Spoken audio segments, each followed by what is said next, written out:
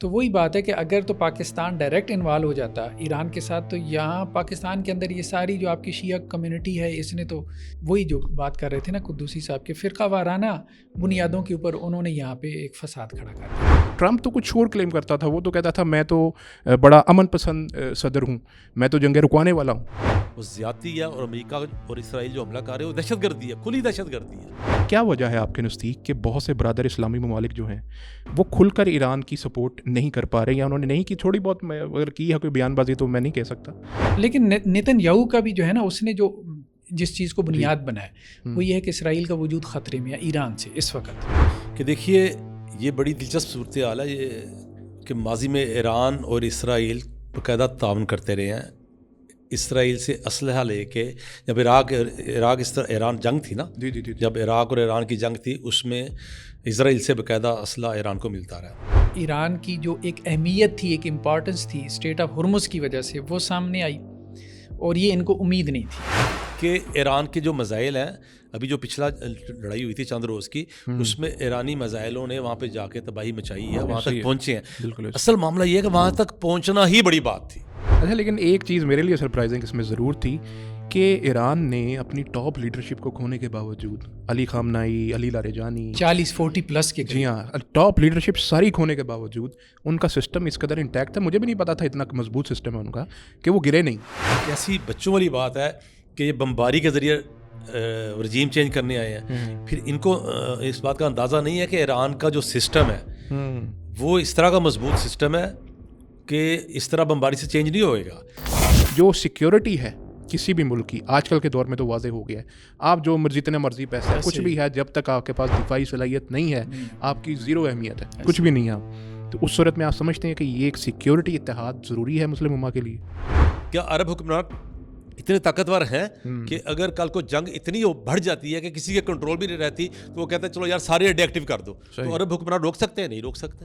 خاص طور پہ ان کے جو کانگریس کے لوگ ہیں نا، جی تو وہ مودی کی حکومت کو برا بلا کہہ رہے ہیں کہ دیکھو ہم اتنی بڑی اکانومی تھے اور ہم کہاں، کہ وہاں پیٹرول نہیں مل رہا نا، مطلب وہاں مسائل ان کے پیدا ہو گئے۔ ایران نے جہاز روکے ہوئے ہیں ان کے، جو ہے وہ اسٹریٹ آف ہرمز کے اندر، اور پاکستان کے 20 جہاز نکل آئے ہیں۔ 83% اٹیک ان کا عرب ملکوں پہ آیا، اور 17% ان کا آیا ہے اسرائیل کے اوپر آیا۔ تو یہاں پہ سوال یہ پیدا ہوتا ہے کہ کیا یہ پہلے سے طے شدہ معاملہ تھا؟ ناظرین کرام، السلام علیکم ورحمۃ اللہ وبرکاتہ۔ میں آپ کا ہوسٹ ڈاکٹر عمر فاروق سعید ریشنل ریفلیکشنز کے ایک نئے ایپیسوڈ کے ساتھ آپ کی خدمت میں حاضر ہوں۔ ناظرین، پچھلے سال سے لے کر اب تک ہم نے تیزی سے بدلتی ہوئی صورتحال کو دیکھا، نہ صرف اس اعتبار سے کہ بہت سی جنگیں پچھلے سال سے بلکہ اس سے بھی قبل چلتی آ رہی تھیں، جن میں رشیا یوکرین کی جنگ ایک عرصے سے چل رہی تھی، غزہ کے اندر ہونے والی بربریت بھی آپ سب کے سامنے ہے، پاکستان انڈیا کی جنگ بھی پچھلے سال ہو گئی، لیکن اس سب میں ایک چیز بہت اہم تھی، وہ تھا امریکی صدر ڈونلڈ ٹرمپ کا کردار۔ وہ یہ کلیم کرتے تھے کہ میں ایک امن پسند ایک امریکی صدر ہوں، دیگر امریکی صدور کے برعکس، اور انہوں نے کلیم ان کا یہ تھا کہ 8 جنگیں رکوائیں پچھلے سال کے اندر، اور اسی کے چلتے انہوں نے نوبل پیس پرائز بھی مانگا، جو کہ ان کو ملا نہیں۔ لیکن اچانک سے انہوں نے اس سال کے اندر 28 فروری کو ایران پہ حملہ کر دیا اسرائیل کے ساتھ مل کر۔ یہ ایک بہت ہی حیرت کی اور اچنبھے کی بات تھی، نہ صرف میرے لیے کہ ایک ایسا شخص جو کہ کلیم کرتا ہے کہ وہ امن کے لیے آیا ہے، اس نے ایک جنگ کی شروعات کر دی۔ تو یہ ایک ایسی صورتحال ہے، ایک ایسی بدلتی ہوئی صورتحال جیسے کہ آپ دیکھ رہے ہیں اس وقت ایران کے اندر جو صورتحال ہے، ہمارا ہمسایہ ملک ہے۔ تو اس بارے میں بہت سی چیزیں ڈسکس کرنے کے لیے آج کے شو میں ہیں، جس کے لیے سب سے پہلے میں اپنے مہمانوں کا تعارف کروا دوں۔ سب سے پہلے جناب ڈاکٹر حافظ محمد زبیر صاحب، بہت بہت شکریہ شو میں آنے کے لیے، اور ان کے ساتھ ہمارے یہاں ساتھ موجود ہیں جناب ڈاکٹر ابو بکر قدوسی صاحب۔ ناظرین، سب سے پہلے میں اس جنگ جو چل رہی ہے اس کا پس منظر ڈسکس کرنا چاہوں گا ڈاکٹر صاحب کے ساتھ۔ اچھا ڈاکٹر صاحب، اس جنگ کے اندر ہم دیکھ رہے ہیں کہ تیزی سے بدلتی ہوئی حالانکہ صورتحال ہے، شاید جب یہ پروگرام لگے تو کچھ کی کچھ صورتحال ہو جائے، لیکن اب جو ہم ڈسکس کریں گے اس چیز کے اوپر یہی ہے کہ اس جنگ کے پس منظر میں آپ سے پہلا یہ سوال کرنا چاہوں گا کہ آپ کے خیال میں اس کے محرکات کیا ہو سکتے ہیں؟ کیونکہ میں نے جیسے تھوڑا سا انٹروڈکشن دیا کہ ٹرمپ تو کچھ اور کلیم کرتا تھا، وہ تو کہتا تھا میں تو بڑا امن پسند صدر ہوں، میں تو جنگیں رکوانے والا ہوں، اور اس نے رکوائی بھی، چلے مان بھی لیتے ہیں ہم انڈیا پاکستان وغیرہ کی، اس نے رکوائی بھی۔ تو یہ اچانک سے کیا ہوا کہ یہ جنگی صورتحال بن گئی؟ اچانک تو خیر نہیں، کشیدگی تو چل رہی تھی، لیکن یہ حملے کے لیے آپ کیا سمجھتے ہیں، کیا محرکات تھے؟ کیا اس کے پیچھے کیا کوئی ایپسٹین فائلز وغیرہ تھیں یا کوئی اور مسئلہ تھا آپ کے خیال میں؟ دیکھیں، بہرحال جو بڑے محرکات نظر آتے ہیں نا، اصل اسباب وہ تو ایران کا ایٹمی پروگرام ہے. اچھا. اور اس کے علاوہ اس کی جو بیلسٹک میزائل کی خاص طور پہ جو پرفارمنس ہے، کارکردگی ہے، وہ پروگرام بھی ظاہری بات ہے وہ اس کی رینج بھی بڑھ رہی ہے، اس کو بھی وہ لوگ دیکھ رہے تھے. پھر اس کی جو پراکسی وارز تھیں خاص طور پہ عراق میں، پھر یمن کے اندر حوثیوں کی صورت میں، عراق میں بھی ملیشیا کو اس نے متحرک کیا. پھر اسی طرح سے ہم دیکھتے ہیں کہ اپنا بحرین کے اندر بھی وہ ریوولٹ کی کوششیں جو ہے وہ کرتا رہا ہے. تو یہ مطلب ایران کے عزائم جو ہے نا وہ توسیع پسندانہ ہے اسرائیل کی طرح. اسرائیل کو یہ نظر آ رہا تھا. باقی جو عرب کنٹریز ہیں، خلیجی ممالک ہیں، یہ اپنے حد تک ہی ہیں، بس ٹھیک ہے یار، مطلب ہم اپنے حد تک جتنا ہے بس ٹھیک. لیکن ایران کا معاملہ یہ نہیں. تو خطے کے اندر مڈل ایسٹ میں یہ دو ریاستیں ایسی تھیں جن کا واقعتاً ٹکراؤ بنتا بھی تھا. اور یہ بات بھی کسی حد تک درست نظر آتی ہے کہ ٹرمپ نے جو ہے وہ اوائڈ کیا ہے، اس جنگ کو اوائڈ کیا ہے. وہ اس میں آمادہ نہیں تھا، اور اس نے خود بھی بیان دیے کہ مجھے میرے داماد نے انوالو کر دیا یہ وہ. خیر، اور پھر حملہ پہلے اسرائیل نے کیا، بیڑا امریکہ کا پہنچا ہوا تھا، حملہ پہلے اسرائیل نے کیا، حالانکہ امید یہ تھی کہ امریکہ کی طرف سے حملہ ہوگا. تو اس کا مطلب یہ ہے کہ پریشر ڈالا گیا ہے جو ہے وہ ٹرمپ کے اوپر، لیکن وہ آمادہ نہیں تھا اور اسرائیل نے حملہ کر کے اس کو اس میں انوالو کیا. آپ کے خیال میں ایک امریکی صدر پریشرائز ہو سکتا ہے کسی سے؟ ہاں، اب یہ بات ہے کہ ہو سکتا ہے. لوگوں نے اس پہ یہ باتیں کی ہیں کہ یہ وہ ایپسٹین فائل جو ہے اس میں وجوہات تھیں، اس کی ویڈیوز تھیں، فوٹوجز تھیں، کیا نام ہے، میرے خیال میں یہ کوئی بڑی معقول وجہ نظر نہیں آتی. ہاں، اگر آپ یہ کہیں کہ یہودی لابی بہت ایکٹیو ہے امریکہ کے اندر اور عرصہ دراز سے ہے، جتنے بھی ان کے آپ کہہ لیں کہ جی مین عہدوں کے اوپر، اور تو وہ بہرحال اثر تو رکھتی ہے، اس میں تو کوئی وہ دو رائے نہیں ہو سکتی. تو اس نے اپنا اثر وغیرہ ڈالا ہے. یعنی ٹرمپ کا آپ سمجھتے ہیں کہ اس کا ذاتی ارادہ شاید نہ اتنا ہو جتنا اس کی ارد گرد والے لوگوں نے اس کے اوپر پریشرائز کیا. ہاں، لیکن نیتن یاہو کا بھی جو ہے نا، اس نے جو جس چیز کو بنیاد بنایا وہ یہ ہے کہ اسرائیل کا وجود خطرے میں ہے ایران سے اس وقت. اچھا. اور اس کی وجہ یہ کہ ایران دیکھیں نا، مطلب حزب اللہ کو متحرک کر رہا ہے لبنان کے اندر، ٹھیک ہے. اس طرح کے اور بھی اب دیکھیں، جیسے حماس کے ساتھ بھی اس کے ریلیشن تھے ایران کے. حماس غزہ میں جو ہے وہ لڑ رہی تھی اسرائیل کے خلاف، حزب اللہ جو ہے وہ اسرائیل سے ابھی بھی لڑ رہی ہے. خیر، باہر سننے میں آ رہا ہے کہ گلیلی کے علاقے میں انہوں نے فوجیں داخل کر کے کچھ قبضہ بھی کر لیا ہوا ہے. تو کچھ علاقہ اسرائیل کا وہ لے بھی لیا، کنٹرول بھی لے لیا ہوا. ادھر سے اسرائیل یہ چاہتا تھا کہ لبنان کا کچھ حصہ جو ہے وہ اپنے کنٹرول میں لے، وہ بھی اپنا وہ توسیع وغیرہ چاہتا تھا. تو یہ مسائل تو تھے. پھر یہ کہ حوثیوں کا بھی معاملہ اسرائیل کے ساتھ رہا، وہ ڈیڈ سی کے حوالے سے. تو ایران ان ساری پراکسیز کے پیچھے تو تھا. اور ٹھیک ہے، کسی وقت میں ایران اور اسرائیل کے تعلقات اچھے رہے ہوں گے، لیکن اس وقت یہ جو ہے ساشی تھیری پیش کرنا کہ جی یہ آپس میں ملے ہوئی ہیں، ابھی بھی ملے ہوئے ہیں، کچھ لوگ تو کہتے تھے مطلب بچگانہ باتیں اب یہ معلوم ہوتی ہیں کچھ لوگ. اچھا، میں قدوسی صاحب کی طرف آتے ہیں. اچھا، اس میں ہم جو جنگ اس کے جو حالات چل رہے ہیں وہ تو بعد میں ڈسکس کریں گے، کیا چل رہا ہے آن گراؤنڈ، کیا ہو رہا ہے. لیکن ایک کویشچن جو میرے ذہن میں آتا ہے کہ ایران ایک اسلامی ملک ہے، اور کیا وجہ ہے آپ کے نزدیک کہ بہت سے برادر اسلامی ممالک جو ہیں وہ کھل کر ایران کی سپورٹ نہیں کر پا رہے، یا انہوں نے نہیں کی، تھوڑی بہت اگر کی ہے کوئی بیان بازی تو میں نہیں کہہ سکتا، لیکن آپ کے خیال میں کیا ان کی کھل کر سپورٹ برادر جو اسلامی ممالک ہیں وہ کیوں نہیں کر پا رہے؟ یا پھر دوسری طرف یہ لے لیں کہ کیا ایران نے ان برادر اسلامی ممالک کے ساتھ کیا کچھ ایسا کیا جس کی وجہ سے وہ نہیں کر پا رہے؟ بسم اللہ الرحمن الرحیم. وہ شعر ہے نا، میں اگر سوختہ سامہ ہوں تو یہ روزے سیاہ، میں اگر سوختہ سامہ ہوں تو یہ روزے سیاہ، خود دکھایا ہے میرے گھر کے چراغاں نے مجھے. معاملہ یہ ہے کہ جب ایران میں ایک مکمل لبرل حکومتی شاہ کی، اور اس کے بعد جب خمینی صاحب برسر اقتدار آئے، تو اب دیکھیے کہ عالم اسلام کے جو اسلامی تحریکیں تھیں، اور ایسی تحریکیں کہ جو روٹین میں ان نظریات کے موافق نہیں بھی تھیں، وہ بھی ان کے ساتھ کھڑے تھے. اس لیے کہ جب انہوں نے جو نعرہ لگا کے آئے تھے، ایک تو انقلاب کی بات انہوں نے کی تھی، لیکن اس میں اتنی وسعت دکھائی دیتی تھی لوگوں کو کہ لوگ اس معاملے میں اتنا توقع نہیں کر سکتے تھے کہ کل کو کیا ہوگا. لیکن اب جب ہوا تو خالصاً ایک فرقہ کا انقلاب نکلا نا. اس کی اب موضوع نہیں ہے ہمارا، ورنہ تفصیل بیان کرتا کہ دیکھیے اس کے بعد انقلاب ایران جو تھا، اس کے بعد باقاعدہ طور پر اس کو جس طرح ایکسپورٹ کرنے کی کوششیں کی گئیں، اور وہ اسی درجے کا انقلاب شامل ثابت ہوا کہ جو کہ خالصاً ایک فرقہ کا انقلاب ہوتا ہے. وہ اسلامی انقلاب اس معنی میں نہ رہا کہ سب کو وہ قبول کر سکے، سب کو وہ قبول کرے. تو کچھ عرصہ تو لوگ پریشان رہے، حیران رہے.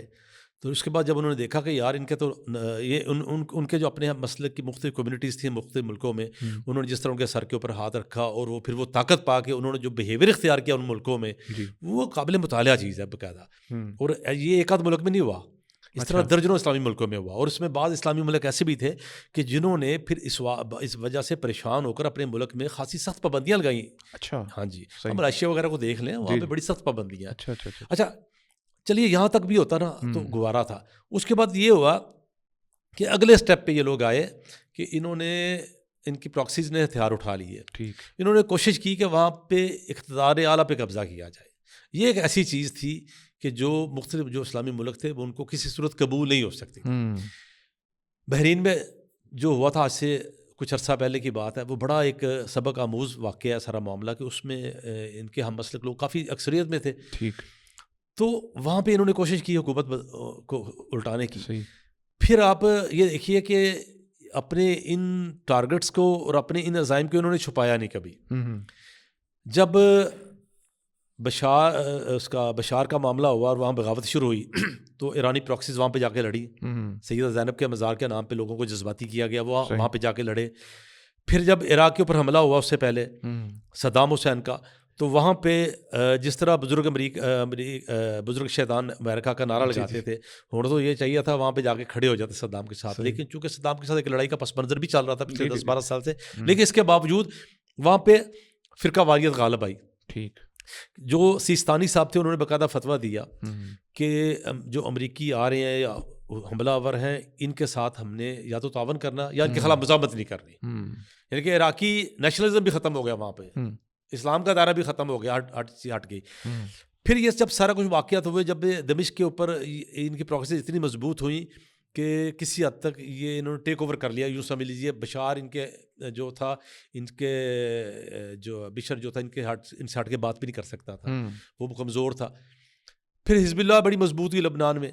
تو جب صنعا پہ انہوں نے قبضہ کیا حوثیوں نے, تو باقاعدہ طور پر مجھے آج بھی یاد ہے کہ قاسم سلمانی صاحب نے وہاں پہ کھڑے ہو کے بیان دیا تھا, اور بڑے فخر سے بیان دیا, جس طرح ایک فاتح کھڑے ہو کے بات کرتا ہے. انہوں نے کہا تھا کہ عالم عرب کے 4 دارالحکومت ہمارے قبضے میں. یہ بڑا عجیب جملہ تھا کہ عالم عرب کے 4 دارالحکومت ہمارے قبضے میں ہے. بیروت, اب اندازہ کریں بیروت کو شمار کرنا کیسا دلچسپ نقطہ ہے. بیروت, دمشق, بغداد اور صنعا. اور بات یہی نہ رکی, ان کا اگلا جملہ یہ تھا اور بہت جلد حجاز بھی. اچھا, اب یہ ایک ایسی چیز ہے, اس کے بعد مجھے بتائیے کہ جس گھر والی کو پتہ چل جائے کہ یار یہ شخص جو ہے یا میرا کزن ہے, ہم کزن کہہ کے بات کریں گے نا جی, بات امت کی ہو رہی ہے نا, یہ میرا کزن ہے, یہ کہتا ہے کہ یار میں نے اس کو اس کے گھر سے قبضہ کر کے ہٹا دینا ہے, تو اس کا رویہ کیا ہوگا. اگر ایران واقعتاً امت بن کے رہتے ہیں ایران والے اور سارے عالم اسلام کو ساتھ لے کے چلتے, ہاں اتنا کرتے کہ ان کے جو بھائی ہیں, ان کے ہم مسلک ہیں, وہ جس معاشرے میں جس تعداد میں رہ رہے ہیں, ان کے ساتھ اگر کہیں پہ کچھ زیادتی ہو رہی ہے, ان کے حقوق تحفظ کے لیے وہ کر لیتے, تو یہ ایک فطری بات تھی. ٹھیک, یہ ایک خالص فطری عمل تھا, اس کے اوپر کوئی اعتراض کیا بھی نہیں جا سکتا. لیکن اگر آپ وہاں پہ کم تعداد میں اور چاہ رہے ہیں, آپ بالفرض آپ 15% اور آپ چاہ رہے ہیں مجھے 30% حصہ مل جائے, آپ 30% آپ کہہ رہے ہیں یار مجھے 60% مل جائے اور میں یہاں پہ اقتدار سنبھالوں یا میری مرضی کے بغیر فیصلے نہ ہوں. جب یہ آپ لوگ مشن بنا لیں گے, نتیجہ کیا نکلے گا؟ نتیجہ آج ہے آپ کے سامنے آیا ہوا کہ عالم اسلام جو ان کے ساتھ نہیں کھڑا ہوا. رائٹ. یعنی یہ بنیادی وجہ آپ سمجھتے ہیں کہ کچھ پرانے زخم ہیں جن کی وجہ سے جو دیگر ممالک ہیں برادر اسلام, ابھی 2026 چل رہا ہے, یہ غالباً آج سے 5 سال یا 6 سال پہلے کی بات ہے. محمد بن سلمان کا ایک انٹرویو تھا, جو بات میں نے کی انہوں نے لفظ میں کی تھی. انہوں نے کہا تھا ایران ہمارے قبضہ کرنا چاہتا ہے. اب یہ اتنی بڑی بات ہے کہ ہم کہتے ہیں یار اتنی بڑی بات نہ کی جائے, نہ چھیڑا جائے, فرقہ واریت کا پہلو بھی بن جاتا ہے. لیکن مسئلہ یہ ہے کہ اب سوال یہ ہے کہ کیوں نہیں کھڑے ہوئے. اب سوال اتنا سینسٹیو ہے کہ یہ بہت بڑی بات ہے کہ یہودی آ کے مار رہے ہیں آپ کو, اور امریکی آپ کو آ کے مار رہے ہیں, اور آپ کے جو مسلمان سارے کھل کے نہیں کھڑے ہوئے یا مذمت کر رہے ہیں. ہم دیکھیں, میں آپ کی اپنی بات بتاتا ہوں, میں نے جتنا بھی 10-15 دن میں لکھا, میں نے امریکی حملہ خالی لفظ نہیں لکھا, میں نے لکھا امریکی دہشت گردانہ حملہ. ہم اس کو دہشت گردی سمجھتے ہیں, بالکل صحیح. لیکن اگر یہ سارا ماضی نہ ہوتا ہمارے ساتھ تو دیکھیے ہم کس طرح کھل کے کھڑے ہوتے ہیں. بالکل. ابھی بھی اگرچہ ہم سمجھتے ہیں کہ ایران کے اوپر جو حملہ ہوا ہے وہ ظلم ہو رہا ہے, وہ زیادتی ہے، اور امریکہ اور اسرائیل جو حملہ کر رہے ہیں وہ دہشت گردی ہے، کھلی دہشت گردی. بالکل صحیح. لیکن اگر جو یہ پس منظر نہ ہوتا تب ہم کہاں کھڑے ہوتے. بالکل ایسا ہی. اچھا ڈاکٹر صاحب، اس میں یہ ایک آپ نے جیسے پہلے کہا کہ ایران اور اسرائیل یہ دو ہی ممالک ہیں مڈل ایسٹ میں کہ جن کا ایک ایکسپینشنسٹ ایجنڈا ہے، لیکن یہاں پر وہ جیسے دوسری صاحب نے فرمایا کہ ایک شیطان بزرگ جو ہے اس کی ذکر کیا، تو میں تو ویسے اسرائیل کو شیطان بزرگ سمجھتا ہوں کیونکہ ان کے پیچھے تو وہی ہیں. تو اسرائیل کا اپنا ذاتی طور کے اوپر ایک ایکسپینشنسٹ ایجنڈا ہے جس کو ہم گریٹر اسرائیل کے نام سے جانتے ہیں. یہ بہت عرصے سے ان کی بڑی کوشش ہے. آپ کو پتہ ہے ریڈ ہائفر وغیرہ کا بھی بندوبست انہوں نے کر لیا ہے. وہ تو بڑا مذہبی طور کے اوپر، کچھ لوگ اس کو کوئی دوسرا رنگ بھی دیتے ہیں کہ وہ جو اسرائیل کے نیوکس ہیں ایران کے جو ہیں وہ جوہری پروگرام ہے جس کی وجہ سے، لیکن اس کے پیچھے ایک مذہبی خالصتاً ایک کہہ لیجیے ان کی ایک سوچ موجود ہے. اس بات کا تو انکار نہیں ہے. تو کیا آپ سمجھتے ہیں کہ اسرائیل جو یہ ساری جاہریت کر رہا ہے جس کے پیچھے ہے، آپ اس کا جو ان کا ایجنڈا ہے یہ وہی گریٹر اسرائیل پروگرام ہے، یا پھر یہ کچھ اور جیسے آپ نے فرمایا کچھ لوگ کہہ رہے ہیں وہ بھی ہو سکتا ہے؟ دیکھیں، بہرحال ایجنڈے تو دونوں کے ہیں. ہمارے ہاں ایران کا بھی جو توسیع پسندانہ ایجنڈا ہے نا، اس کی پیچھے بھی ان کی مذہبی فکر ہے مہدی کی. جی جی. کہ مہدی نے آنا ہے، جو ان کے بارے میں امام غائب ہیں، امام منتظر جسے کہتے ہیں. اور اسی وجہ سے یہاں ہمارے ہاں ایران میں جب انقلاب آیا تو وہ ولایت فقیہ کا نقطہ نظر خمینی صاحب نے دیا. تو وہ بیسیکلی مہدی کی تیاری جو ہے اس کے لیے ان کے ہاں یہ ایک بیک گراؤنڈ ہے ایکسپینشن کا، کہ عراق میں بھی شیعہ حکومت آ گئی، یمن میں بھی آ گئی، دمشق میں آلریڈی تھی بشار کی، اور پھر بحرین میں بھی کوشش کر رہے تھے. وہاں پہ بائبل کے لٹریچر میں بھی یہ چیز تو ہمیں ملتی ہے. نیل سے لے کے فرات تک یہ الفاظ جو ہیں اللہ تعالیٰ نے ان کو پرومس لینڈ جسے وہ کہتے ہیں ایک عہد کی ہے. وہاں پہ جو رائٹسٹ ونگ ہے اسرائیل کے اندر، نتن یاہو وغیرہ یا بن گویر، یہ دونوں جو ہے نا نمایاں تو یہی لوگ ہیں. یہ لوگ تو اس کے قائل ہیں، مطلب، اور اس کا اظہار بھی کرتے رہتے ہیں. اور ایون جو ہے وہ نیوز میں بھی آپ دیکھتے رہتے ہیں کہ وہ گریٹر اسرائیل کا میپ جو ہے وہ مطلب دکھایا جا رہا ہوتا ہے. لیکن فی الحال کی جنگ کے اندر اگر آپ یہ کہیں کہ کوئی اس میں اس کا سبب یہ تھا تو وہ یہ نظر نہیں آتا. آپ یوں کہہ سکتے ہیں کہ ایک اپرچونٹی پیدا ہو گئی ایکسپینشن کی. جی جی. لیکن سبب بیسیکلی یہی نظر آتا ہے کہ ایران کی جو نیوکلیئر پروگرام تھا اس کو تھریٹ سمجھا اسرائیل نے اپنے لیے. ایک بڑا سبب تو یہ تھا. دوسرا، اس کا میزائل پروگرام اس نے اپنے لیے تھریٹ سمجھا. ٹھیک ہے، وہ انسیکیور ہو گیا نا، مطلب اس نے سمجھا کہ میرا وجود خطرے میں ہے. تیسرا، جو ایران کی پراکسی وارز تھیں اس کی وجہ سے بھی اس کو تھریٹ ملتا تھا کہ وہاں غزہ میں جو ہے حماس کو سپورٹ کر رہا ہے، لبنان میں جو ہے وہ حزب اللہ کو سپورٹ کر رہا ہے. ٹھیک ہے، مطلب یہ سب اسرائیل سے لڑ رہے ہیں. تو یہ بھی ایک وجہ تھی، مطلب اس کو وہ انسیکیور ہو رہا تھا. تو اس انسیکیورٹی میں اس نے جو ہے مطلب اپنے وجود کو خطرہ بنا کے، اور وہ بھی یہی بات کہہ رہے ہیں کہ جی ہمارا وجود ان سے خطرے میں تھا. تو یہ بنیاد بنی. اب یہ ہے کہ اس سے ان کے لیے ایک اپرچونٹی پیدا ہو گئی توسیع کی، جس کو وہ پہلے سے سوچتے تھے. ٹھیک ہے، تو وہ بات بھی ٹھیک ہے کہ توسیع کی ایک اپرچونٹی، ایک موقع ان کو مل گیا، اور انہوں نے سمجھا کہ جس حد تک ہو سکتا ہے ان حالات کے اندر اگر لبنان کا کچھ حصہ کنٹرول کر سکتے ہو تو کر لو، غزہ کو اپنے کنٹرول کر سکتے ہو تو کر لو. تو وہ کریں گے، اپنی حد تک کریں گے. لیکن بیسیکلی جنگ انہوں نے اس مقصد کے لیے نہیں چھیڑی. یہی معاملہ سیم لگتا ہے ایران کا بھی ہے کہ اس نے بھی توسیع کے لیے جنگ نہیں چھیڑی. باقی اس کے لیے بھی اپرچونٹی پیدا ہو گئی، جیسے بحرین میں پیدا ہو گئی. جی جی جی. مطلب اب ہم یہ کہیں کہ جو اس نے بحرین میں ریولوشن کے لیے اس نے جنگ چھیڑی تھی تو یہ درست نہیں، لیکن ایک اپرچونٹی اس کے لیے پیدا ہو گئی. وہاں پہ اس نے وہ پل اڑا دیا جو سعودی عرب اور بحرین کو ملا رہا تھا. اور اب اس نے وہاں پہ جو ہے وہ مطلب لوگوں کو اٹھا دیا. ویسے بھی ایران میرا خیال ہے کہ وہ گریٹر اسرائیل کے وہ نقشے کا حصہ تو ہے بھی نہیں، کیونکہ وہ بہت دور ہے اس سے، کیونکہ ان کی سرحد تو لگتی ہے. ایک چھوٹی سی بات میں اضافہ کروں گا. جی ضرور. کہ دیکھیے، یہ بڑی دلچسپ صورتحال ہے یہ کہ ماضی میں ایران اور اسرائیل باقاعدہ تعاون کرتے رہے ہیں. اسرائیل سے اسلحہ لے کے، جب ایران جنگ تھی نا، جب عراق اور ایران کی جنگ تھی، اس میں اسرائیل سے باقاعدہ اسلحہ ایران کو ملتا رہا. عراق کو امریکہ سے ملتا رہا. عراق تو خیر، عراق کے تو معاملات بڑے دلچسپ نہیں، اس کا خیر روس کے ساتھ تھا معاملہ. جی جی. اچھا، معاملہ یہ نہیں ہے. معاملہ یہ ہے کہ دیکھیں، کل کے دوست آج کے دشمن، آج کے دشمن کل کے دوست ایک معمول کی بات ہو جاتا ہے. اب یہاں پہ ڈاکٹر صاحب جو فرما رہے ہیں یہ باتیں بالکل ٹھیک ہے. ہوا یہ کہ جو اسرائیل ہے اس کی سلامتی کو اس کی نظر میں واقعتاً ایران سے خطرہ بن رہا تھا. اس کی وجہ یہ ہے کہ وہ جو اس وقت عالم عرب کے جو ملک ہے نا, وہ اس پوزیشن میں نہیں ہے کہ اس کو کیا کہتے ہیں ٹکر سکے. اس پوزیشن میں بالکل نہیں ہے. ٹھیک ہے, اس میں کوئی شبہ نہیں ہے کہ عربوں نے 3 بار اس کے اوپر حملہ کیا, بڑی مضبوط جنگ لڑی, خاص طور پہ 70s کی جنگ تو بڑی یعنی کہ 60s کی جو جنگ تھی اس میں تو عرب بہت آگے بڑھ گئے تھے, اور کوئی دم تھا کہ اسرائیل اڑ گیا تھا, لیکن اللہ نے اس کی, اللہ کے فیصلے ہوتے ہیں, اللہ کی مشیت ہوتی ہے. لیکن میں آپ کو بتاتا ہوں اس وقت واقعتاً یہ معاملہ تھا کہ ایران کے جو میزائل ہیں, ابھی جو پچھلا لڑائی ہوئی تھی چند روز کی, اس میں ایرانی میزائلوں نے وہاں پہ جا کے تباہی مچائی ہے, وہاں تک پہنچے ہیں. اصل معاملہ یہ ہے کہ وہاں تک پہنچنا ہی بڑی بات تھی. اصل نقطہ یہ ہے کہ وہاں تک پہنچنا ہی بڑی بات تھی, اور یہ بھی یقینی بات تھی کہ ہر بندہ جو ہوتا ہے وہ اپنی صلاحیت کو بڑھا رہا ہے, ہر ملک اپنی صلاحیت کو بڑھا رہا ہے. تو اس کا مطلب یہ ہے کہ اگر آپ کے میزائل وہاں پہ پہنچ رہے ہیں تو اگلا مرحلہ جو ہے اس سے زیادہ بربادی کا ہوگا. بالکل. تو ایران کو وہیں پہ روکنے کے لیے اسرائیل نے خود جنگ چھیڑی ہے. امریکہ تو عرض بات امریکہ نے اس کے ساتھ آنا ہی آنا تھا. تو یہ بات ڈاکٹر صاحب کی بالکل ٹھیک ہے کہ یہ ایک اپنی حفاظت کے لیے اسرائیل نے قدم اٹھایا. صحیح. اچھا ڈاکٹر صاحب, اس میں ایک یہ بھی ہے کہ ابھی تک کے لیے جو اپڈیٹس ہیں اس کے مطابق ایران میں کچھ 1500 سے زائد, لیبنان میں بھی کچھ اسی تعداد کے اندر کیجویلٹیز بھی ہو چکی ہیں. اسرائیل میں بڑا بلیک آؤٹ ہے. اسرائیل کے اندر جو تباہی ہوئی ہے اس کے اندر تو میڈیا بلیک آؤٹ چل رہا ہے, ہمیں پکی اپڈیٹ نہیں ہے. آپ اس سارے ضمن میں ایران کی جو کارکردگی ہے جنگ کے اندر اس کو کیسے دیکھتے ہیں؟ کیا آپ کے لیے سرپرائزنگ تھی کہ اتنے ریزسٹنس انہوں نے کر دی ہے جو لوگ ایکسپیکٹ نہیں کر رہے تھے؟ یہاں تک کہ امریکی صدر نے بھی بولا کہ ہم اتنا ایکسپیکٹ نہیں کر رہے تھے. پیٹ ہیگزت نے بھی یہ بات کہی کہ شاید ہمیں امید نہیں تھی کہ ایران اتنی ریزسٹ کر لے گا.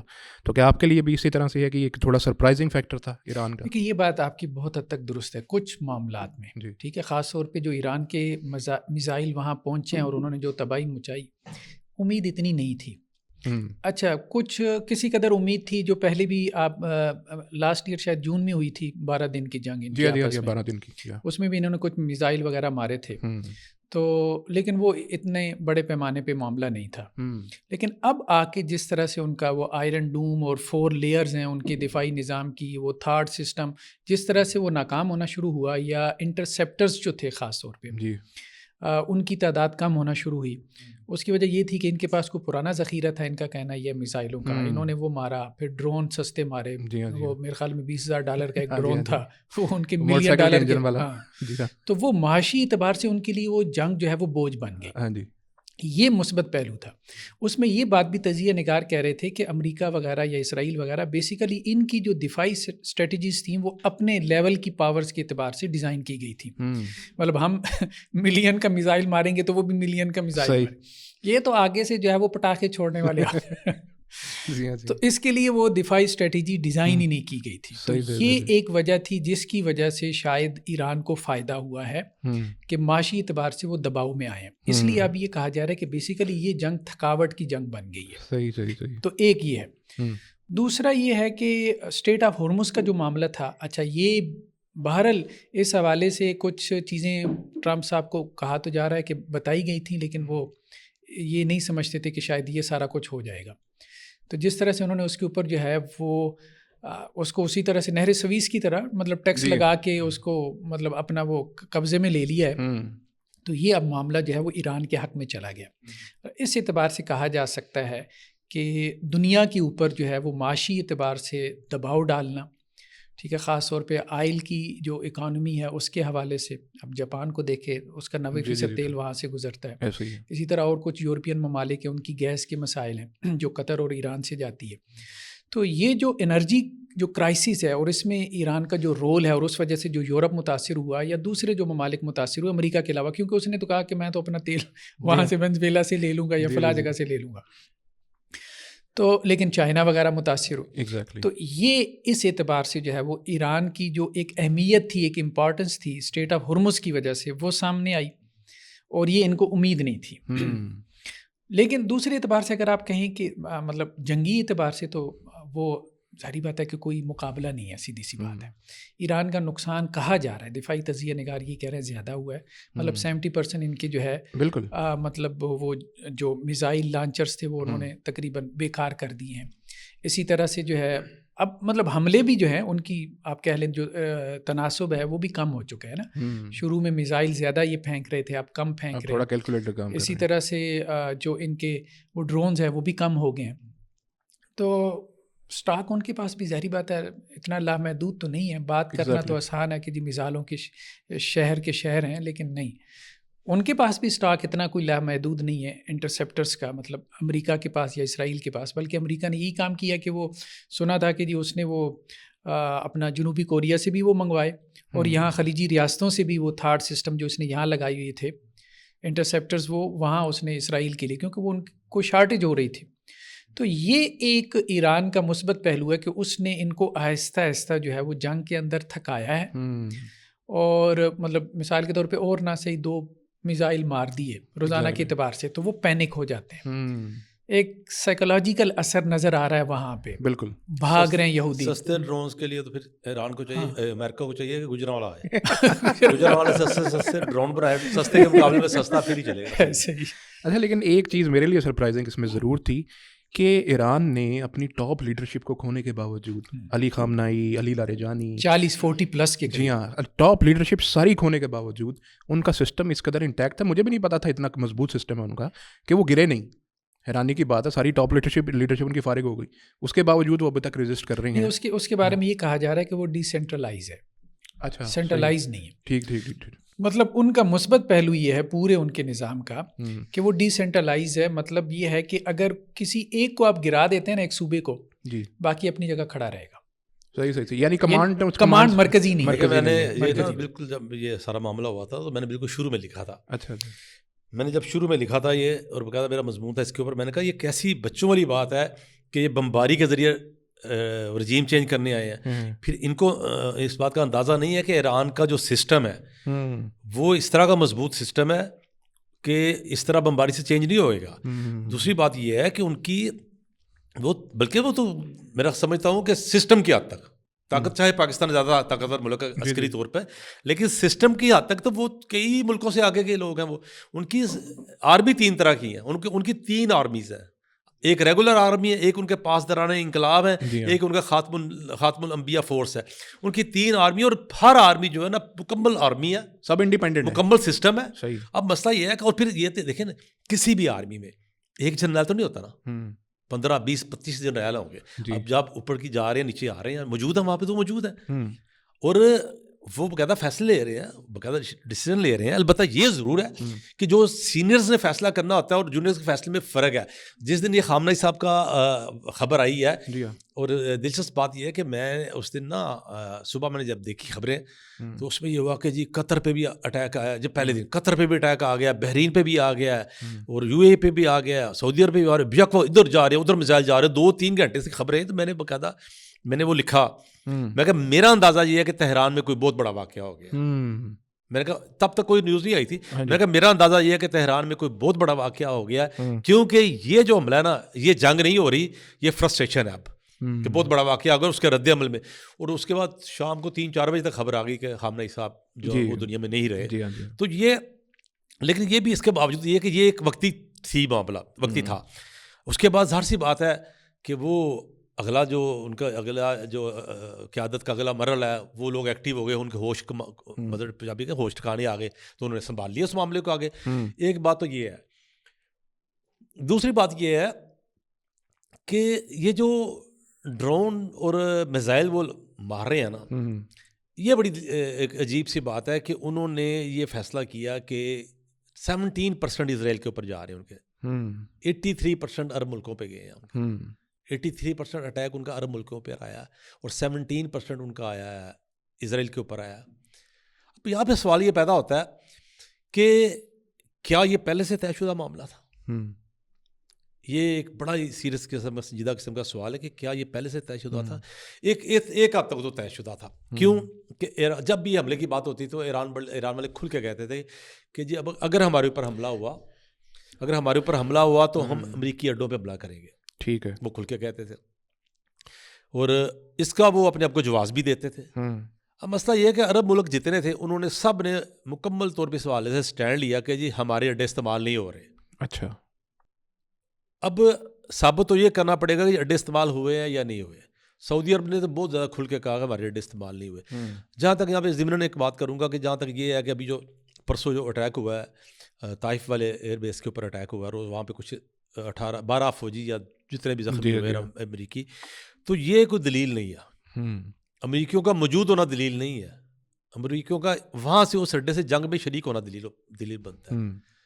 تو اس لیے ایک تو یہ معاملہ بڑا عجیب سا ہوا ہے کہ ایران نے مطلب یہ ڈاکٹر صاحب فرما رہے ہیں صحیح کہ ان کو تھکا دینے والی جنگ تو شروع کی ہے، لیکن ہمیں نہیں سمجھ آ رہی کہ ایران نے یہ اتنا بڑا فیصلہ کیوں کیا کہ سب کو ہی اپنے خلاف کر لینا. اچھا اس میں ایک لیکن پھر سوال یہ بنتا ہے کہ ہم اس کو اگر ایز اے اسٹریٹجی دیکھیں کہ اگر ایران جو قریبی ہمسائے ممالک میں جو امریکی ایسٹس ہیں ان کو اٹیک کر رہا ہے، اب حالیہ اب دنوں میں آپ کو پتہ ہے کہ پاکستان افغانستان کی بھی تھوڑی سی جھڑپ چل رہی ہے، پتہ نہیں اس کو وار کہہ سکتے ہیں کہ نہیں. اس میں پاکستان کا بھی یہی کلیم ہے کہ آپ کی سرزمین سے ہمارے ہاں حملے ہوتے ہیں، آپ چاہے اس میں انوالو نہیں ہیں، افغان طالبان اس میں انوالو نہیں ہیں، لیکن آپ کے علاقے سے وہ جو پناہ جنہوں نے لی ہوئی ہے وہ لوگ ہمارے ہاں ڈسرپشن کریٹ کرتے ہیں، اس لیے ہم آپ کے اوپر آ کر اپنے ان لوگوں کو جن کو ٹارگٹ کر رہے ہیں ہم ان کو کر رہے ہیں. تو اس سلسلے میں اگر ہم پاکستان کے اس عمل کو درست کہیں گے ایز اے اسٹریٹجی، پہلے تو میں یہ بھی پوچھ لوں کہ آپ اس کو درست سمجھتے ہیں کہ نہیں، تو پھر ہم ایران کے اس عمل کو نادرست کیسے کہہ سکتے ہیں کہ اگر وہ امریکی ایسٹس کو ان جگہوں کے اوپر نشانہ بنا رہے ہیں. تو دیکھیے میں آپ کو بتاتا ہوں، اس میں 2 پوائنٹ ہے. پاکستان کے حوالے سے بات کر لیتے ہیں کہ پہلے تو یہ ہے کہ آپ کو پروو کرنا چاہیے کہ واقعتاً یہ ایسا ہو رہا ہے. پاکستان نے تو اتنے بار ان کے سامنے ثبوت رکھے ہیں کہ یہ دیکھو یہ ہو رہا ہے، یہ ہو رہا ہے، اور پھر وہ ثابت بھی ہوا. اتنے کھلے ثابت ہوئے کہ میرے جیسا اور آپ جیسا بندہ جو ہے، ہم عامی لوگ ہیں نا جی، ہمارے سورسز تو یہ ہوتے ہیں نا نیوز وغیرہ، تو وہاں پہ بھی یہ ہے کہ وہ نور علی وغیرہ وہ جو وہاں پہ ان کی سارا کچھ نظر آیا، وہ نظر آتے ہیں، وہاں پہ آتے ہیں جاتے ہیں، ٹھیک ہے ایک بات. پھر اس کا مکمل ایک پس منظر ہے، جہاں پہ تو پس منظر بھی کوئی نہیں. آج تک سنگل ٹائم ایران کی سرحدوں کے اندر سعودی عرب نے کوئی گولی بھی چلائی ہے؟ یہاں پہ تو پورا پس منظر ہے. جو آپ کی ٹی ٹی پی ہے یہاں پہ، وہ ان کی جڑیں ساری وہاں پہ موجود ہیں، اور سب کو پتہ ہے کہ آدھا خاندان ادھر ہے آدھا خاندان ادھر ہے، کیا غلط ہے کیا صحیح اسے قطع نظر، لیکن کچھ نہ کچھ حقیقت میں تو موجود ہے نا. وہاں پہ تو کچھ موجود نہیں ہے. سعودی عرب نے آج تک ایک گولی نہیں چلائی ایران کے اوپر، ایران کی سرحدوں کے اوپر. اور سعودی عرب توسیع پسندانہ عزائم بھی نہیں رکھتا، جبکہ ایران اس کے مقابلے میں رکھتا ہے. سعودی عرب نے کبھی نہیں کہا کہ ہم تہران پہ جا کے قبضہ کریں گے، یا ہم ایون کہ جو اہواز کا علاقہ ہے، جو خالصتاً عرب علاقہ ہے، جس کا پرانا نام ہی عربستان تھا، اس کے اوپر کبھی کلیم نہیں کیا، ٹھیک ہے نا. لیکن مسئلہ یہ ہے کہ پاکستان جو ہے، پاکستان کا جو اب یہ ہے کہ پاکستان نے پہلی تو بات یہ ہے کہ ایک سے زیادہ بار بتایا بھی ہے، پوری دنیا کو سامنے رکھا ہے، پھر اس میں قطر وغیرہ سارے بیچ میں بیٹھے ہیں، اور انہوں نے گارنٹیز بھی دی ہیں. گارنٹی کس چیز کی دی ہے؟ بھی یار آئندہ نہیں ہوگا، بھی آئندہ نہیں ہوگا، یہی گارنٹیاں ہوتی ہیں نا. اچھا اس کے باوجود سارا کچھ ہوا. اچھا اگلا مرحلہ یہ ہے کہ اب یہاں پہ اگلا مرحلہ یہ بنتا ہے کہ پاکستان نے جو حملے کیے، پاکستان کا دعویٰ، پاکستان کا کلیم اور پاکستان کا کہنا ہر جگہ پہ یہی ہے کہ ہم نے عسکری پوائنٹس پہ حملہ کیا. اچھا جہاں پہ اسلحہ موجود تھا، جہاں پہ کوئی ٹریننگ سینٹر موجود تھے، جہاں پہ ایمونیشن وغیرہ موجود تھا، ہم نے وہاں پہ حملہ کیا. اب اس میں وہ کوئی غلطی ہوتی ہے یا غلطی سے کوئی غلط جگہ پہ حملہ ہوتا ہے، وہ ایک بات کی بات ہے، لیکن دعویٰ کیا ہے کہ ہم نے یہ نہیں ہے کہ آنکھیں بند کر کے مارتے جانا ہے. جبکہ یہاں پہ معاملہ ایسا نہیں ہے، یہاں پہ ایسا معاملہ نہیں ہے. ابھی ڈاکٹر صاحب نے فرمایا کہ بحرین اور سعودی عرب کے درمیان جو پل ہے اس کے اوپر انہوں نے اٹیک کیا، وہ خالص ایک عوامی چیز ہے، ایک گزر گیا ہے، ایک عوام کا آنے جانے کا راستہ ہے. لیکن وہ بڑا ویسے خیر وہ تو ایک الگ ایک ڈبیٹ بنتی ہے وہ کیوں حملہ کیا گیا، وہ ایک بڑی ایک تاریخی سی معاملہ ہے. وہ میں نے جو پہلے شروع میں بھی کہا تھا کہ بحرین کے حوالے سے ان کے خاص ایک ہے ویوز ہیں کہ ہم نے بحرین کو اپنا کس طرح لے کے آنا اپنے پاس. لیکن اس وجہ سے چاہ رہے تھے کہ بحرین کے اوپر اگر بات بڑھتی ہے، ہم بحرین میں جاتے ہیں تو سعودی عرب ان کی مدد کے لیے زمینی طور پہ نہ آ سکے، مقصود یہ تھا. لیکن خیر اس طرح اور بھی کئی عوامی مقامات ہیں. آج صبح میرے ایک عزیز ہیں دمام میں ہوتے ہیں، ان کا میسیج تھا کہ ابھی الارم بجے ہیں اور 3 خوفناک دھماکے ہوئے ہیں. اچھا مطلب اس کے علاوہ کئی سویلین فوت ہو رہے ہیں، یو اے ای میں گئے ہیں، ہوٹلز کے اوپر حملے ہوئے ہیں. اس کے بعد کویت کا ایئرپورٹ ہے، انٹرنیشنل ایئرپورٹ ہے، اس کے اوپر پرسوں حملہ ہوا، اس کے اوپر آگ لگ گئی ہے. اور یہ اس طرح یہ کہ ایسی چیزیں، یہ تو سامنے کی بات ہے. اس لیے پاکستان کا اور اس کو اس طرح ملایا نہیں جا سکتا، معاملات کو فرق ہے. باقی رہ گیا یہ کہ کوئی اگر کہتا ہے جی چونکہ تمہاری طرف سے میرے اوپر حملہ ہوا ہے میں تمہارے اوپر حملہ کروں گا، تو پہلے اس کو ثابت تو کرنا پڑے گا نا. پاکستان نے تو ثابت کیا، پاکستان نے تو انٹرنیشنل فورم پہ ثابت کیا، جبکہ ادھر سعودی عرب مسلسل کہہ رہا ہے، ایون کہ یو اے ای بھی کہہ رہے ہیں، وہ سب کہہ رہے ہیں کہ ہم نے اپنے اڈے استعمال نہیں ہونے دیے.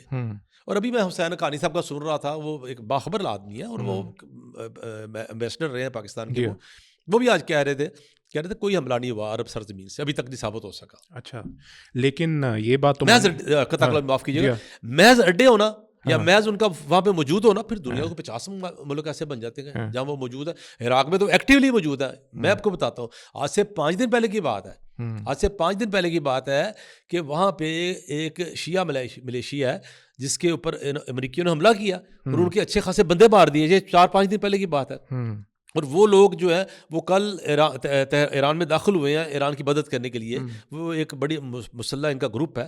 تو اس کے اوپر وہاں پہ تو خالی ایکٹیو نہیں ہے، وہاں پہ ان کو بندے مار رہے ہیں، ان کے الائی جو ہے ان کے پراکسیز کے اوپر حملے کر رہے ہیں وہاں پہ. لیکن عراق کے اوپر تو کوئی میزائل نہیں جا رہے نا. لیکن ایک بات تو ماننی پڑے گی کہ جو یو اے ای ہے وہ تو اسرائیل کا اتحادی ہے. یو اے ای کے اسرائیل کے ساتھ بڑے گہرے مراسم ہیں. ابراہیم اکارڈز بھی وہ کر چکے ہیں. یہاں تک کہ آپ جو بھی دبئی گئے وہاں پر امیگریشن کی لائن اسرائیل کی الگ ہوتی ہے، اتنا پروٹوکول ان کو ملتا ہے، تو باقی باقاعدہ طور پہ تعلقات ہیں. تو وہاں کی حد تک تو پھر ہمیں اعتراض شاید نہیں پھر ایسا بنتا، کیونکہ ایک اتحادی ملک ہے. اگر اس کے اندر سے کوئی ایسٹس ان کے ہیں تو میرا خیال ہے کہ وہاں کی حد تک تو شاید ایران کو ایک ایج حاصل ہے. باقی ممالک کی بات آپ کی درست ہے، کسی حد تک مانی جا سکتی ہے کہ آپ کو جب تک ثبوت نہیں ملتے کہ آپ کے ہاں سے ہمارے ہاں حملہ ہوا ہے تب تک آپ کو نہیں کرنا چاہیے. لیکن یو اے کی حد تک آئی تھنک کہ وہ تو اوپن ہے. نہیں ابھی میں آپ سے اختلاف کروں گا، نہیں ہے جیسا. اچھا اس کی وجہ میں بتاتا ہوں.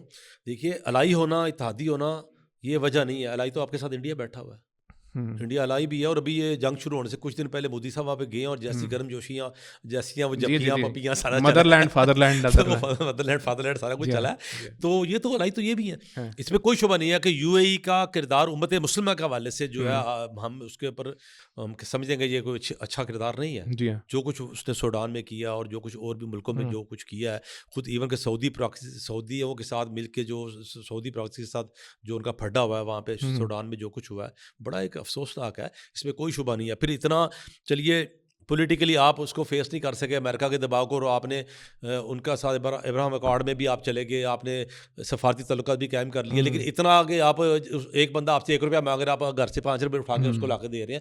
یہ ایک باعث شرم چیز ہے. ہم نہیں اس کو سمجھتے کہ اس کا دفاع کرنا بھی نہیں چاہیے. اور میں سمجھتا ہوں کوئی بھی مسلمان ملک جو اس طرح کے ساتھ تعلقات قائم کرتا ہے اس کا کسی صورت دفاع نہیں کرنا چاہیے. لیکن جب اب انٹرنیشنل جو چل رہے ہیں، رول چل رہے ہیں، اس کے اوپر جو بات کر رہے ہیں، اس کے اوپر محض الائی ہونا جو وجہ نہیں بنتی ہے. محض الائی وہ تو جیسے میں نے کہا انڈیا بھی ہے، ترکی بھی ہے. وہ تو انڈیا اور ترکی ہے، دونوں مسلمان ملک بھی ہیں سارے، یہ وجہ نہیں. لیکن اگر اڈے استعمال ہوئے پھر ہم سمجھتے ہیں اخلاقی طور پہ ایران کچھ حق رکھتا ہے کہ وہ کر سکے. لیکن اگر اڈے استعمال نہیں ہوئے تو پھر ثابت کرنا پڑے گا. میں اس میں تھوڑا سا اضافہ کرنا چاہوں گا، یا آپ کہہ لیں کہ تھوڑا سا ان سے اختلاف کرنا چاہوں گا. جی دیکھیے مسئلے میں میرے خیال میں تھوڑی سی تفصیل ہم اگر کر لیں. 2 چیزیں ہیں. جہاں تک امریکی اڈوں کا معاملہ ہے تو فَإِن تَوَلَّوْا فَخُذُوهُمْ وَاقْتُلُوهُمْ حَيْثُ وَجَدتُّمُوهُمْ. لیکن جو تو حربی کافر ہے نا، جو آپ کے ساتھ اعلانیہ جنگ میں ہے، تو قرآن کا بیان یہی ہے جہاں ملے اڑا دو اس کو. صحیح.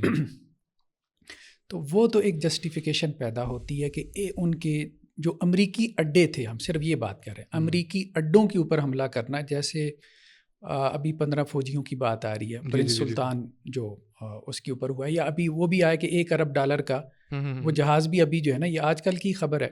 وہ تو شاید انہوں نے خود سعودیوں نے نہیں روکا جب سے وہ ڈونلڈ ٹرمپ نے جو گالی دی ہے پرنس مطلب اس کو سلیمان کو، تو کسنگ وہ والی تو اس کے بعد سے یہی بات کی جا رہی ہے کہ انہوں نے اس کو انٹرسیپٹ نہیں کیا ایرانی میزائل کو، خود اس کو اڑانے دیا.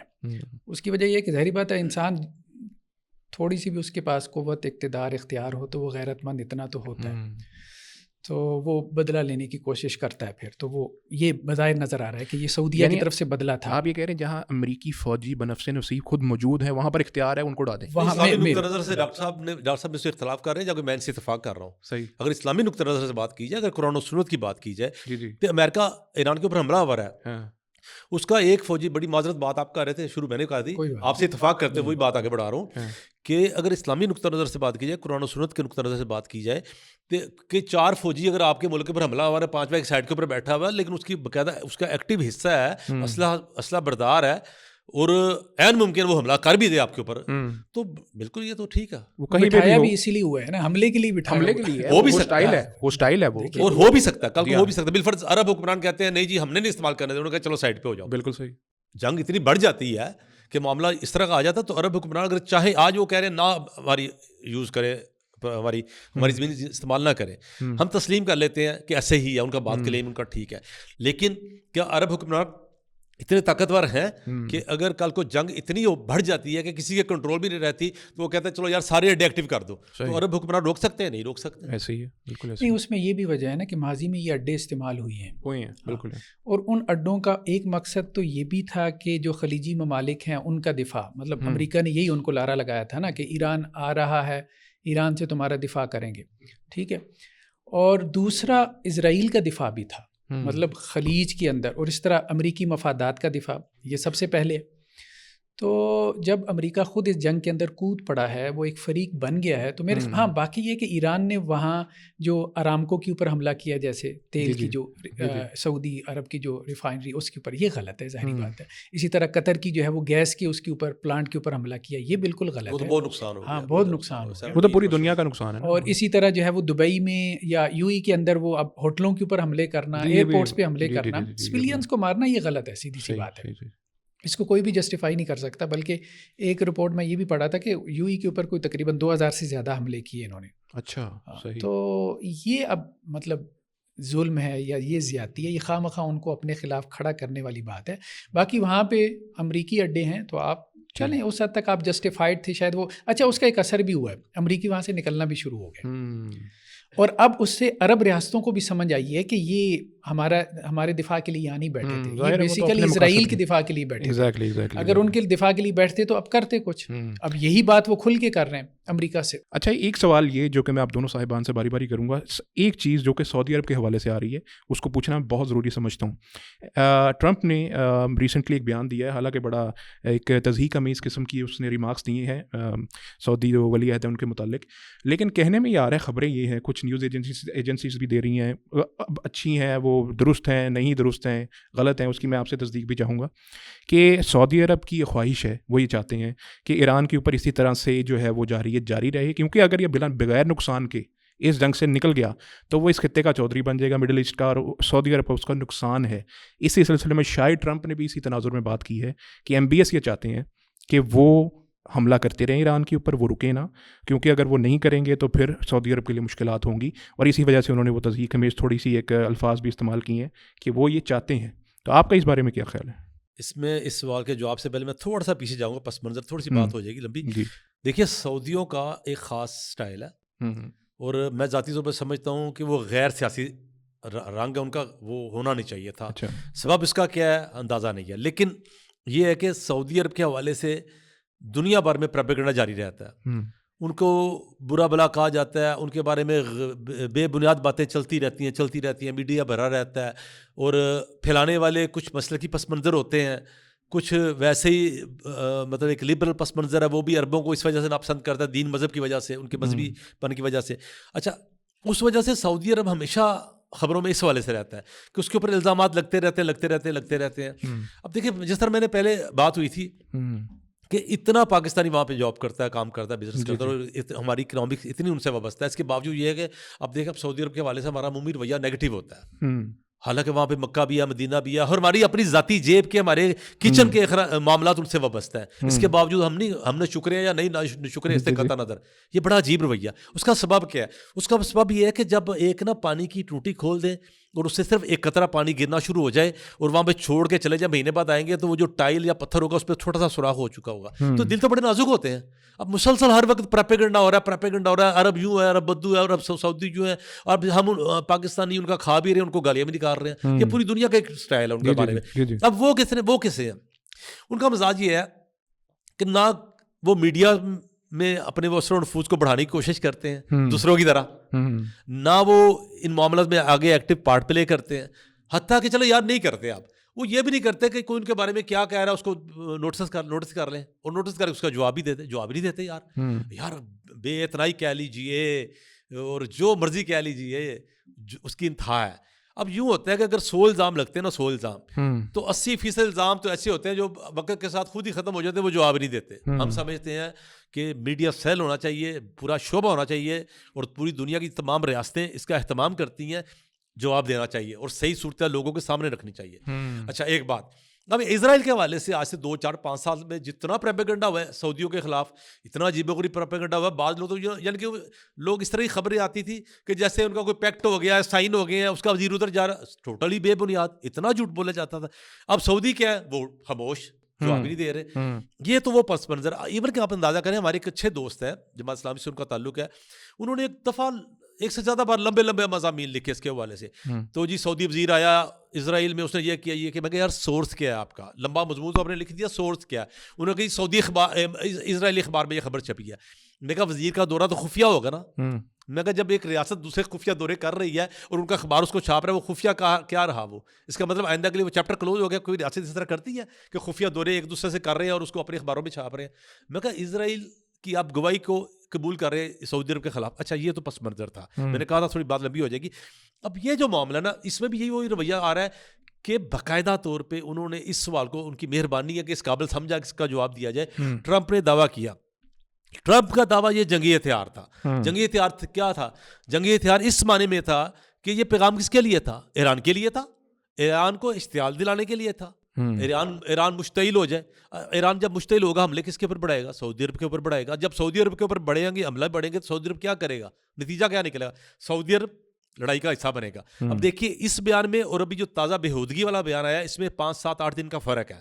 اب یہ 5-7-8 دن پہلے جو بیان دیا ٹرمپ نے کہ جی سعودی عرب کے جو پرنس ہیں انہوں نے مجھے کہا تھا کہ ایران کے اوپر بہت حملے کرو، اس کو ختم کر دو. اچھا سعودیوں نے حسب عادت اس کا جواب نہیں دیا. اب جب سعودیوں نے جواب دیا کتنے دن بعد؟ 7-8 دن بعد جا کے انہوں نے اس کی سمپل تردید کی. یہ ان کا سٹائل ہے، یہ ان کی میکسیمم ڈپلومیسی ہے. یہ کہ انہوں نے تردید کر دیتے ہیں، جس کو بات سمجھتے ہیں کہ جال اس کی تردید کر دیں. وہی میں نے کیا کہا، 10-20% سوال ہوتے ہیں جو ان کی مہربانی ہے اس کی تردید کر دیتے ہیں، وگرنہ وہ بیچارے سوال ہوا میں موجود ہوتے ہیں اور بدنام ہو رہے ہوتے ہیں.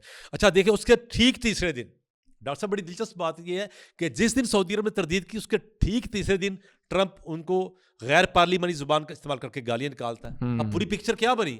پوری پکچر یہ بنی کہ ٹرمپ نے ایک جھوٹا الزام لگایا محمد بن سلمان کے اوپر کہ یہ ہمیں کہہ رہا ہے کہ ایران کے اوپر خوب حملے کرو. محمد بن سلمان صاحب مسلسل کہہ رہے ہیں کہ ہماری سرزمین استعمال نہیں ہو رہی. انہوں نے وہاں پہ یہ کیا. اب دیکھیں اگر محمد بن سلمان نے کہا تو ٹرمپ نے جو لیک کیا یہ بات، تو اس کا مطلب ٹرمپ کس کا دشمن ہوا؟ محمد بن سلمان کا زیادہ بڑا دشمن ہوا. اور کیا کوئی اس طرح کے راز جنگ کے دوران لیک کرتا ہوتا ہے؟ خود ٹرمپ کی پوزیشن کیا ہوئی اگر یہ راز تھا اور اس نے لیک کیا؟ لیکن واضح طور پہ نظر آتا ہے کہ ایران کو اشتعال دلایا گیا تھا. اب جب انہوں نے واضح طور پہ اس کی تردید کر دی، واضح طور پہ اس کی جب تردید کر دی تو ٹرمپ کے ساتھ گالیوں بھی نکل آئے. پوری پکچر واضح ہوتی ہے. اچھا لیکن ڈاکٹر صاحب اس میں ایک چیز صرف یہ کہ کیا اگر ہم اس کو بادی نظر میں دیکھیں تو ایک علاقے میں 2 چودھری تو نہیں رہ سکتے. ایک چودھری کی یہ خواہش ہوگی کہ دوسرا نیچے گر جائے. تو کیا ایک، اور حقیقت میں بھی یہ دیکھنا چاہیے، ایک مضبوط ایران خطے میں سنی ممالک کو سوٹ نہیں کرتا. تو اگر ہم بادی نظر میں دیکھیں تو اس کا فائدہ تو بہرحال سعودیہ کو ہوگا اگر ایسا ہو جائے. یہ اور بات ہے کہ انہوں نے ایسا کہا یا نہیں کہا، لیکن اس کا ایفیکٹ تو ہوگا خطے کے اندر. نہیں دیکھیں، وہ اصل میں میرے خیال میں پھنسے ہوئی ہیں.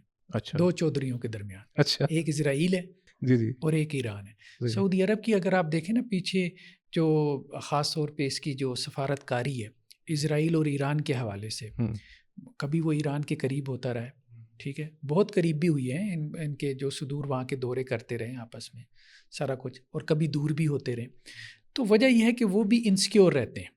یہ بات ٹھیک ہے 2 چودھریوں کے درمیان، کیونکہ ان کو اسرائیل بھی سوٹ نہیں کرتا، سیدھی سی بات نہیں کرتا. وہ بھی توسیع پسندانہ ایجنڈا رکھتا ہے، یہ بھی توسیع پسندانہ ایجنڈا رکھتا ہے. لیکن اس چیز پہ ان کو اپریشیٹ کرنا چاہیے، خاص طور پہ MBS کو، محمد بن سلیمان کو، بلکہ سب کوئی جن کے اوپر ایران نے حملے کیے کہ وہ اس جنگ میں انوالو نہیں ہوئے، باوجود ہے کہ انہوں نے ان کے مطلب سویلینس جو سائٹس تھی ان کو ٹارگٹس کیا، ایرانیوں نے مطلب یہ زیادتی کی بہرحال، لیکن انہوں نے اپنے آپ کو بچایا. اس کے باوجود اپنا نقصان جو ہے وہ برداشت کیا، اس کے باوجود اس کو بچایا. ہاں یوں ہی نہیں تو سننے میں آ رہا ہے کہ اس نے پورا کر لیا. ایران کے کوئی پتہ نہیں کتنے 500 سے زائد ارب ڈالر کے ایسٹ اس نے جو ہے وہ فریز کر دی. بلکہ آپ کی بات کو تھوڑا سا ساتھ اضافہ کر دوں گا، محمد بن سلمان کا کردار اس حوالے سے بڑا شاندار رہا ہے کہ جب یہ جنگ شروع ہونے جا رہی تھی، پاکستان، ترکی اور محمد بن سلمان پوری کوشش کرتے رہے جنگ رک جائے، جنگ روکنے کی کوشش کرتے رہے. اور پوری دنیا کو یہ بات ہے، یہ اوپن سیکرٹ ہے، کوئی ایسی بات نہیں ہے، پوری انہوں نے کوشش کی تھی یہ جنگ رک جائے. اس میں سعودی عرب بڑا انوالو تھا کہ یہ جنگ رک جائے. ظاہر سی بات ہے یہ ان کی ایک اچھا امیجن ہے کہ وہ اچھا ان کا ویو ہے کہ ان کو اندازہ تھا کہ یہ سارا کچھ ہو سکتا ہے، تو وہ تو جنگ روکنے کی کوشش کرتے رہے.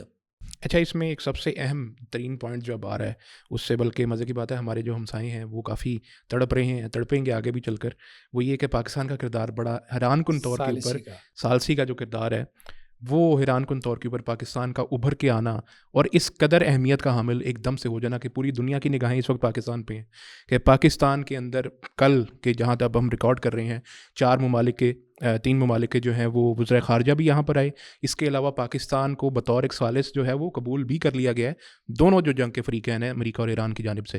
تو پاکستان کا کردار سب سے پہلے تو اسٹریٹجیکلی ظاہر ہے کہ ہم کبھی بھی نہیں چاہیں گے ہمارے بیک یارڈ کے اندر آ کر اسرائیل یا امریکہ کی کوئی بیٹھے، ہمارا ہمسایہ ایران، ہمارا بھی اپنا ایک مقصد ہے، لیکن آپ کیسے کیا سمجھتے ہیں کہ پاکستان کا اس قدر اہم کردار نکل کے آنا کس قدر خوش آئندہ پاکستان کے لیے؟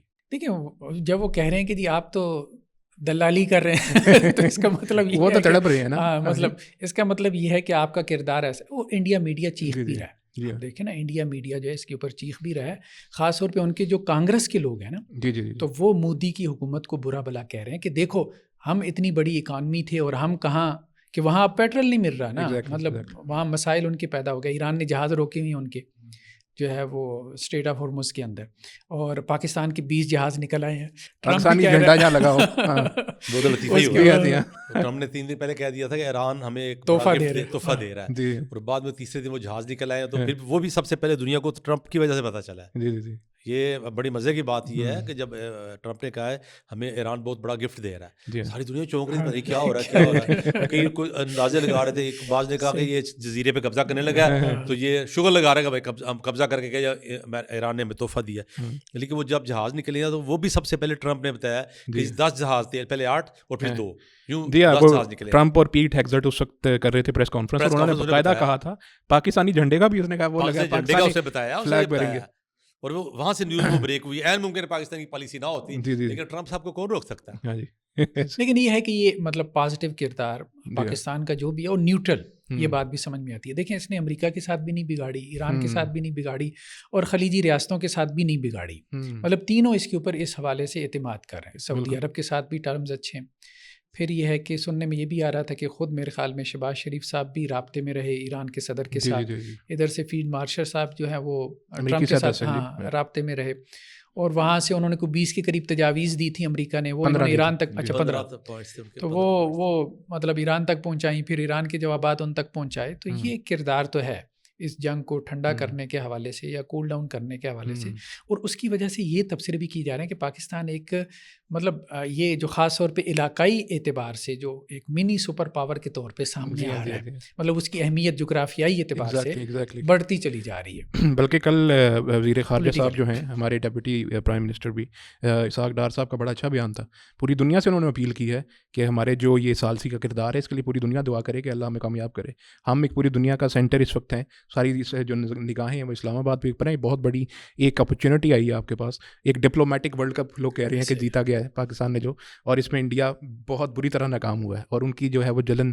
ایک چیز میں ضرور اس میں ساتھ ساتھ پوچھ لوں، پاکستان کا ایک معاہدہ بھی ہے سعودی عرب کے ساتھ، وہ ابھی تک ایکٹیو کیوں نہیں ہوا، جو دفاعی ایک میوچل؟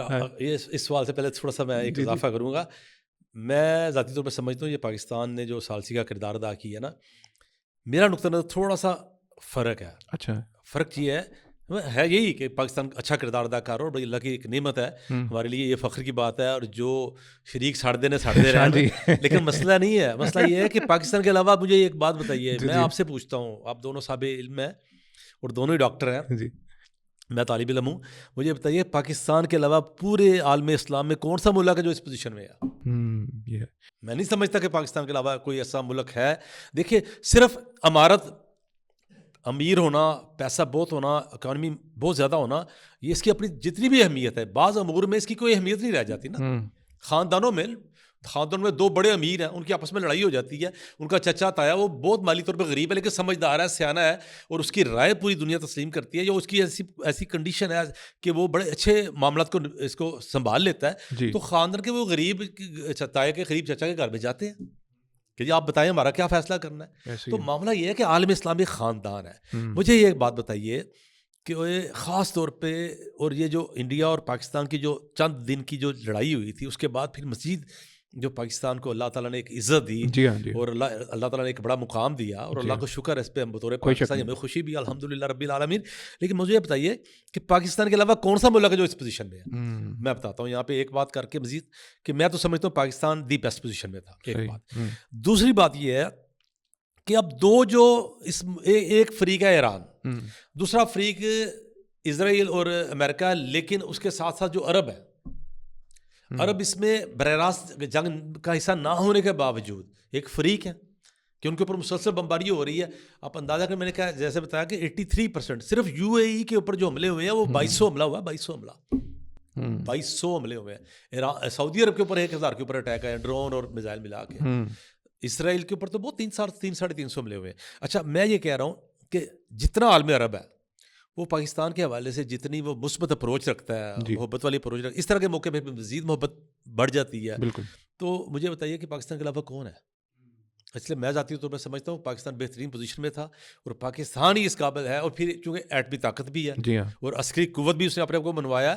ٹھیک ہے, مالی طور پہ ہماری پوزیشن کمزور ہے, آبادی بھی ہماری ایک 25-27 کروڑ کی آبادی کا ملک ہے, اور جغرافیائی بات آپ نے کر دی, تو اس لیے پاکستان بہترین پوزیشن میں تھا. ایک تو کوئی شک نہیں ہے کہ اس وقت جو سیکیورٹی گارنٹی وہ بھی صرف پاکستان ہی کر سکتا ہے. اس کے علاوہ دونوں فریقین کا جو اعتماد ہے وہ بھی پاکستان کو ہی حاصل ہے اور کسی ملک کو نہیں ہے. ایک بڑی آئیڈیل پوزیشن ہے پاکستان کی اس حوالے سے, اور بہت اچھا کردار بھی رہا ہے, اس میں تعریف بھی کرنی چاہیے حکومت اور افواج دونوں کی. ایک لیکن بات یہ کہ فیوچر کے لیے کل کی ڈیولپمنٹ کو دیکھتے ہوئے یہ چیز محسوس ہوتی ہے آنے والے وقت میں ایک اسلامک بلاک بنتا نظر آ رہا ہے. میں نے تھوڑی دیر پہلے بھی آپ سے ایک کویشچن کیا تھا, سعودی عرب نے بڑی ریسٹرینٹ کا مظاہرہ کیا ہے, بڑی جتنا پیشنس انہوں نے دکھایا ہے, اتنے حملے ہونے کے باوجود انہوں نے کوئی جوابی وہ جو معاہدہ بھی ہے ہمارا ان کے ساتھ اس کو ایکٹیو نہیں کیا. یہ بھی ایک بڑی بات ہے کہ انہوں نے کیسا کر لیا. لیکن یہ ایک اسلامک بلاک جو جی چنگے کیتا نہیں, ہاں جی وہی ہنسی کتنے جانتے ہیں ہمارے لیے مسئلہ ہو جاتا ہے. اچھی, لیکن خاص طور پہ یہ جو گلگت بلتستان میں ہوا نا, ہم اس کی مذمت کرتے ہیں خاص طور پہ. مطلب ایران میں مسئلہ تھا, یہاں پہ اب جو ہے وہ آپ نے 2 فوجی جلا دیے, اداروں کو آگ لگا دی. تو وہی بات ہے کہ اگر تو پاکستان ڈائریکٹ انوالو ہو جاتا ایران کے ساتھ, تو یہاں پاکستان کے اندر یہ ساری جو آپ کی شیعہ کمیونٹی ہے, اس نے تو وہ مطلب وہی جو بات کر رہے تھے نا قدوسی صاحب کے, فرقہ وارانہ بنیادوں کے اوپر انہوں نے یہاں پہ ایک فساد کھڑا کر دیا. خامنہئی صاحب کی جو اسیسینیشن ہے اس کے فوراً بعد دیکھیں امریکی ایمبیسی پہ جو انہوں نے سب فرما رہے ہیں نا. لیکن دیکھیں میں بتاتا ہوں, بڑا خوفناک منظرنامہ تھا وہ کل. جو بڑے ٹاپ کلاس جو میڈیا وغیرہ انٹرنیشنل لیول پہ بھی باتیں ہوتی رہی ہیں کہ پاکستان میں بعض لوگ کہہ رہے ہیں کہ یہ معاہدہ جو ہے مطلب یہ ہے کہ یہ ہمارے پنجابی پلے پہ آ گیا. تو دیکھیں میں بتاتا ہوں ایک بات, اس میں یہ ہے کہ اگر یہ معاہدہ سعودی عرب ایکٹیو کر لے اور پاکستان وہاں پہ نہ پہنچے تو پاکستان اور سعودی عرب کے تعلقات خراب ہو جائیں گے, ہمیشہ کے لیے خراب ہو جائیں گے. بہت مشکل ہوگا پھر واپس بحال ہونا, کیونکہ آپ کا ایک بھائی, آپ کا ایک دوست, آپ کا ایک عزیز مصیبت میں ہے, مشکل میں ہے, اس کو مار پڑ رہی ہے, اس کے اوپر حملے ہو رہے ہیں, اور آپ نے کہا تھا جب تمہارے اوپر کوئی مشکل آئے گی میں تمہارے ساتھ کھڑا ہوں گا, اس دن آپ دروازہ بند کر لیں. بڑی خطرناک صورتحال بن جاتی ہے. پاکستان کو اس کا پھر اگلا نقصان یہ ہونا تھا, ایک تو اعتماد ختم ہو جانا تھا, دوسرا یہ ہونا تھا کہ پاکستان کے بطور ریاست سعودی عرب نے پاکستان کے ساتھ ہمیشہ بڑی مدد کی ہے. پاکستان نے F-16 کے پیسے دیے امریکہ کو, اور امریکی جو ہے وہ F-16 کے پیسے کھا گئے, اور انہوں نے کہا کہ ہم نے تمہیں F-16 طیارے نہیں دینے, اور پیسے جب کہا پیسے واپس کرو, پیسے بھی نہیں دینے, گندم لے لو. یعنی کہ گھٹیا لیول کی, یہ مہاجن بھی ایسا نہیں کرتے. تو اس لیول پہ اترا. اس موقع پہ سعودی عرب پھر آگے آیا, اور سعودی عرب نے اپنی جیب سے اضافی پیسے جو دے کے وہ طیارے لے کے پاکستان کو دیے. پھر جب زلزلہ ہوا تو سعودیوں نے عوامی طور پہ اور حکومتی سطح پہ جس طرح اپنے خزانوں کے دروازے کھولے ہیں, خواتین نے منوں کے حساب سے زیور وہاں پہ جمع کیا اور پاکستان کی مدد کی. اور یہ 1-2 موقع نہیں ہے, ایٹمی دھماکوں کے اوپر پاکستان کو کتنے سال تیل فری, کون ریاست تیل فری دیتی ہے؟ تیل رعایت کر سکتی ہے, ادھار دے سکتی ہے, سالہ سال تیل فری دیا. یہ اس طرح کے معاملات ہیں. ایک تو یہ پاکستان کو فائدہ. دوسرا یہ ہے کہ تقریباً 60 سے 70 لاکھ پاکستانی عرب ریاستوں میں موجود ہے. 60 سے 70 لاکھ عرب پاکستان وہاں موجود ہے, جس میں سے 25-30 لاکھ سعودی عرب کے اندر موجود ہے. اب وہ جو زر مبادلہ آپ کو دیتے ہیں, وہ زر مبادلہ کوئی تھوڑا بہت نہیں ہے. آپ کی پوری دنیا میں جتنا زر مبادلہ آتا ہے پوری دنیا میں, وہ سارا ایک طرف, یہ ایک طرف ہے.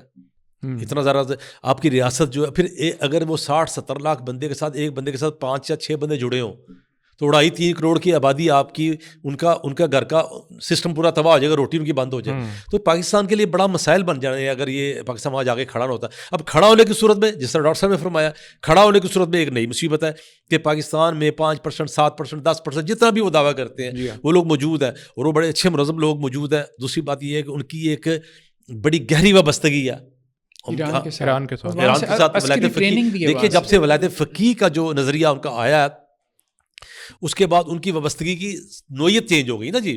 پہلے تو یہ تھا نا کہ جی ٹھیک ہے میرے ہم مسلک ہے، وہ میرے ہم مسلک ہے، ٹھیک ہے جب ہمارا ہم مسلک ہے.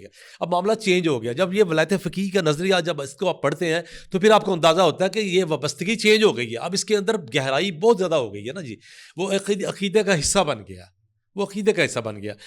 تو اب وہ معاملہ ایسے ہے جیسے مکہ مدینہ ہمارے لیے ان کے لیے ولایت فقیہ ہے. کیوں ڈاکٹر صاحب میں صحیح بات کر رہا ہوں؟ ویسے جو یہاں سے لوگ جاتے ہیں نا وہاں پڑھنے کے لیے قوم کی یونیورسٹیز میں پاکستان. اچھا وہ جو ہے نا وہ پھر پاکستان کی حکومت کے مقابلے میں کھڑے ہونے والی بات ہے نا. اگر پاکستان کی حکومت، پاکستان کے فوجی وہاں جا رہے ہیں، پھر ان فوجیوں میں بھی کچھ لوگ ایسے ہوتے تھے جن کی وابستگیاں، جن کی مسلک ایک عجیب کھچڑی پک جانی تھی پاکستان کے لیے. بلکہ ہم اللہ تعالیٰ سے دعا بھی کرتے ہیں اس پروگرام میں کہ اللہ تعالیٰ کبھی ایسا موقع نہ ہے کہ ایران اس جنگ میں پاکستان کو وہاں پہ جا کے اس طرح انوالو نہ پڑے. اس سے پہلے ہی اللہ تعالیٰ کو آسانی والا راستہ نکال دے اور پاکستان کے ذریعے ہی نکلے. اگر ہم اس کو ایک دوسری نظر سے دیکھیں تو شاید یہ معاہدہ سعودی عرب کے لیے بھی، ان کے بھی شاید یہی مد نظر تھا کہ ہم اس معاہدے کو اسرائیل کے لیے رکھ رہے ہیں اس کے لیے، کیونکہ ویسے معاہدہ تو یہ کہتا ہے کہ پاکستان پہ بھی اگر حملہ ہوگا تو سعودی عرب کو بھی حملہ کے لیے، اس کے پاکستان کے دفاع کے لیے آنا ہے معاہدے کے مطابق. افغانستان نے پاکستان پہ ڈرون وغیرہ حملے کیے، وہ بھی نہیں آئے.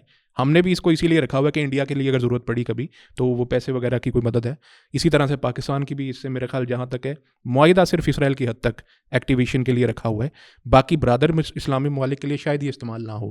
بعض چیزیں ایسی ہوتی ہیں، معاف کیجیے گا، بعض چیزیں ایسی ہوتی ہیں جو تحریر میں نہیں ہوتی لیکن سمجھ میں ہی ہوتا ہے کہ ہم نے اس طرح کرنا ہے، انڈرسٹوڈ ہوتی ہے بات. چیزیں ہوتی ہیں. البتہ یہ کہ جیسے میں ایک اسلامک بلاک کی بات کر رہا تھا، پچھلے دنوں بھی جب یہ پاکستان کا سعودی عرب سے معاہدہ ہوا تھا تو یہ بڑی باز گشت چل رہی تھی کہ یہ جی اسلامک نیٹو بننے جا رہی ہے.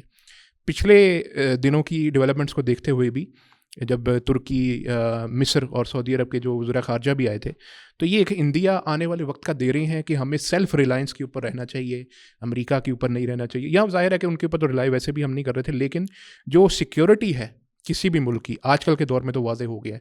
آپ جو جتنے مرضی پیسہ ہے کچھ بھی ہے، جب تک آپ کے پاس دفاعی صلاحیت نہیں ہے آپ کی زیرو اہمیت ہے، کچھ بھی نہیں ہے.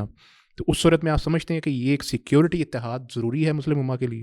دیکھیں یہ تو بہت ضروری ہے نا. یہ جو حالات بن رہے ہیں وہ تو ظاہری بات ہے ہمارے کسی باز اور نصیحت کی وجہ سے نہیں بن رہے. جی وہ تو از خود اللہ کی طرف سے. اور خاص طور پہ یہ سننے میں آ رہا ہے کہ ترکی بھی یہ چاہ رہا ہے کہ پاکستان اور سعودیہ کے اس دفاعی معاہدے کا حصہ بنے، اس میں شامل ہو.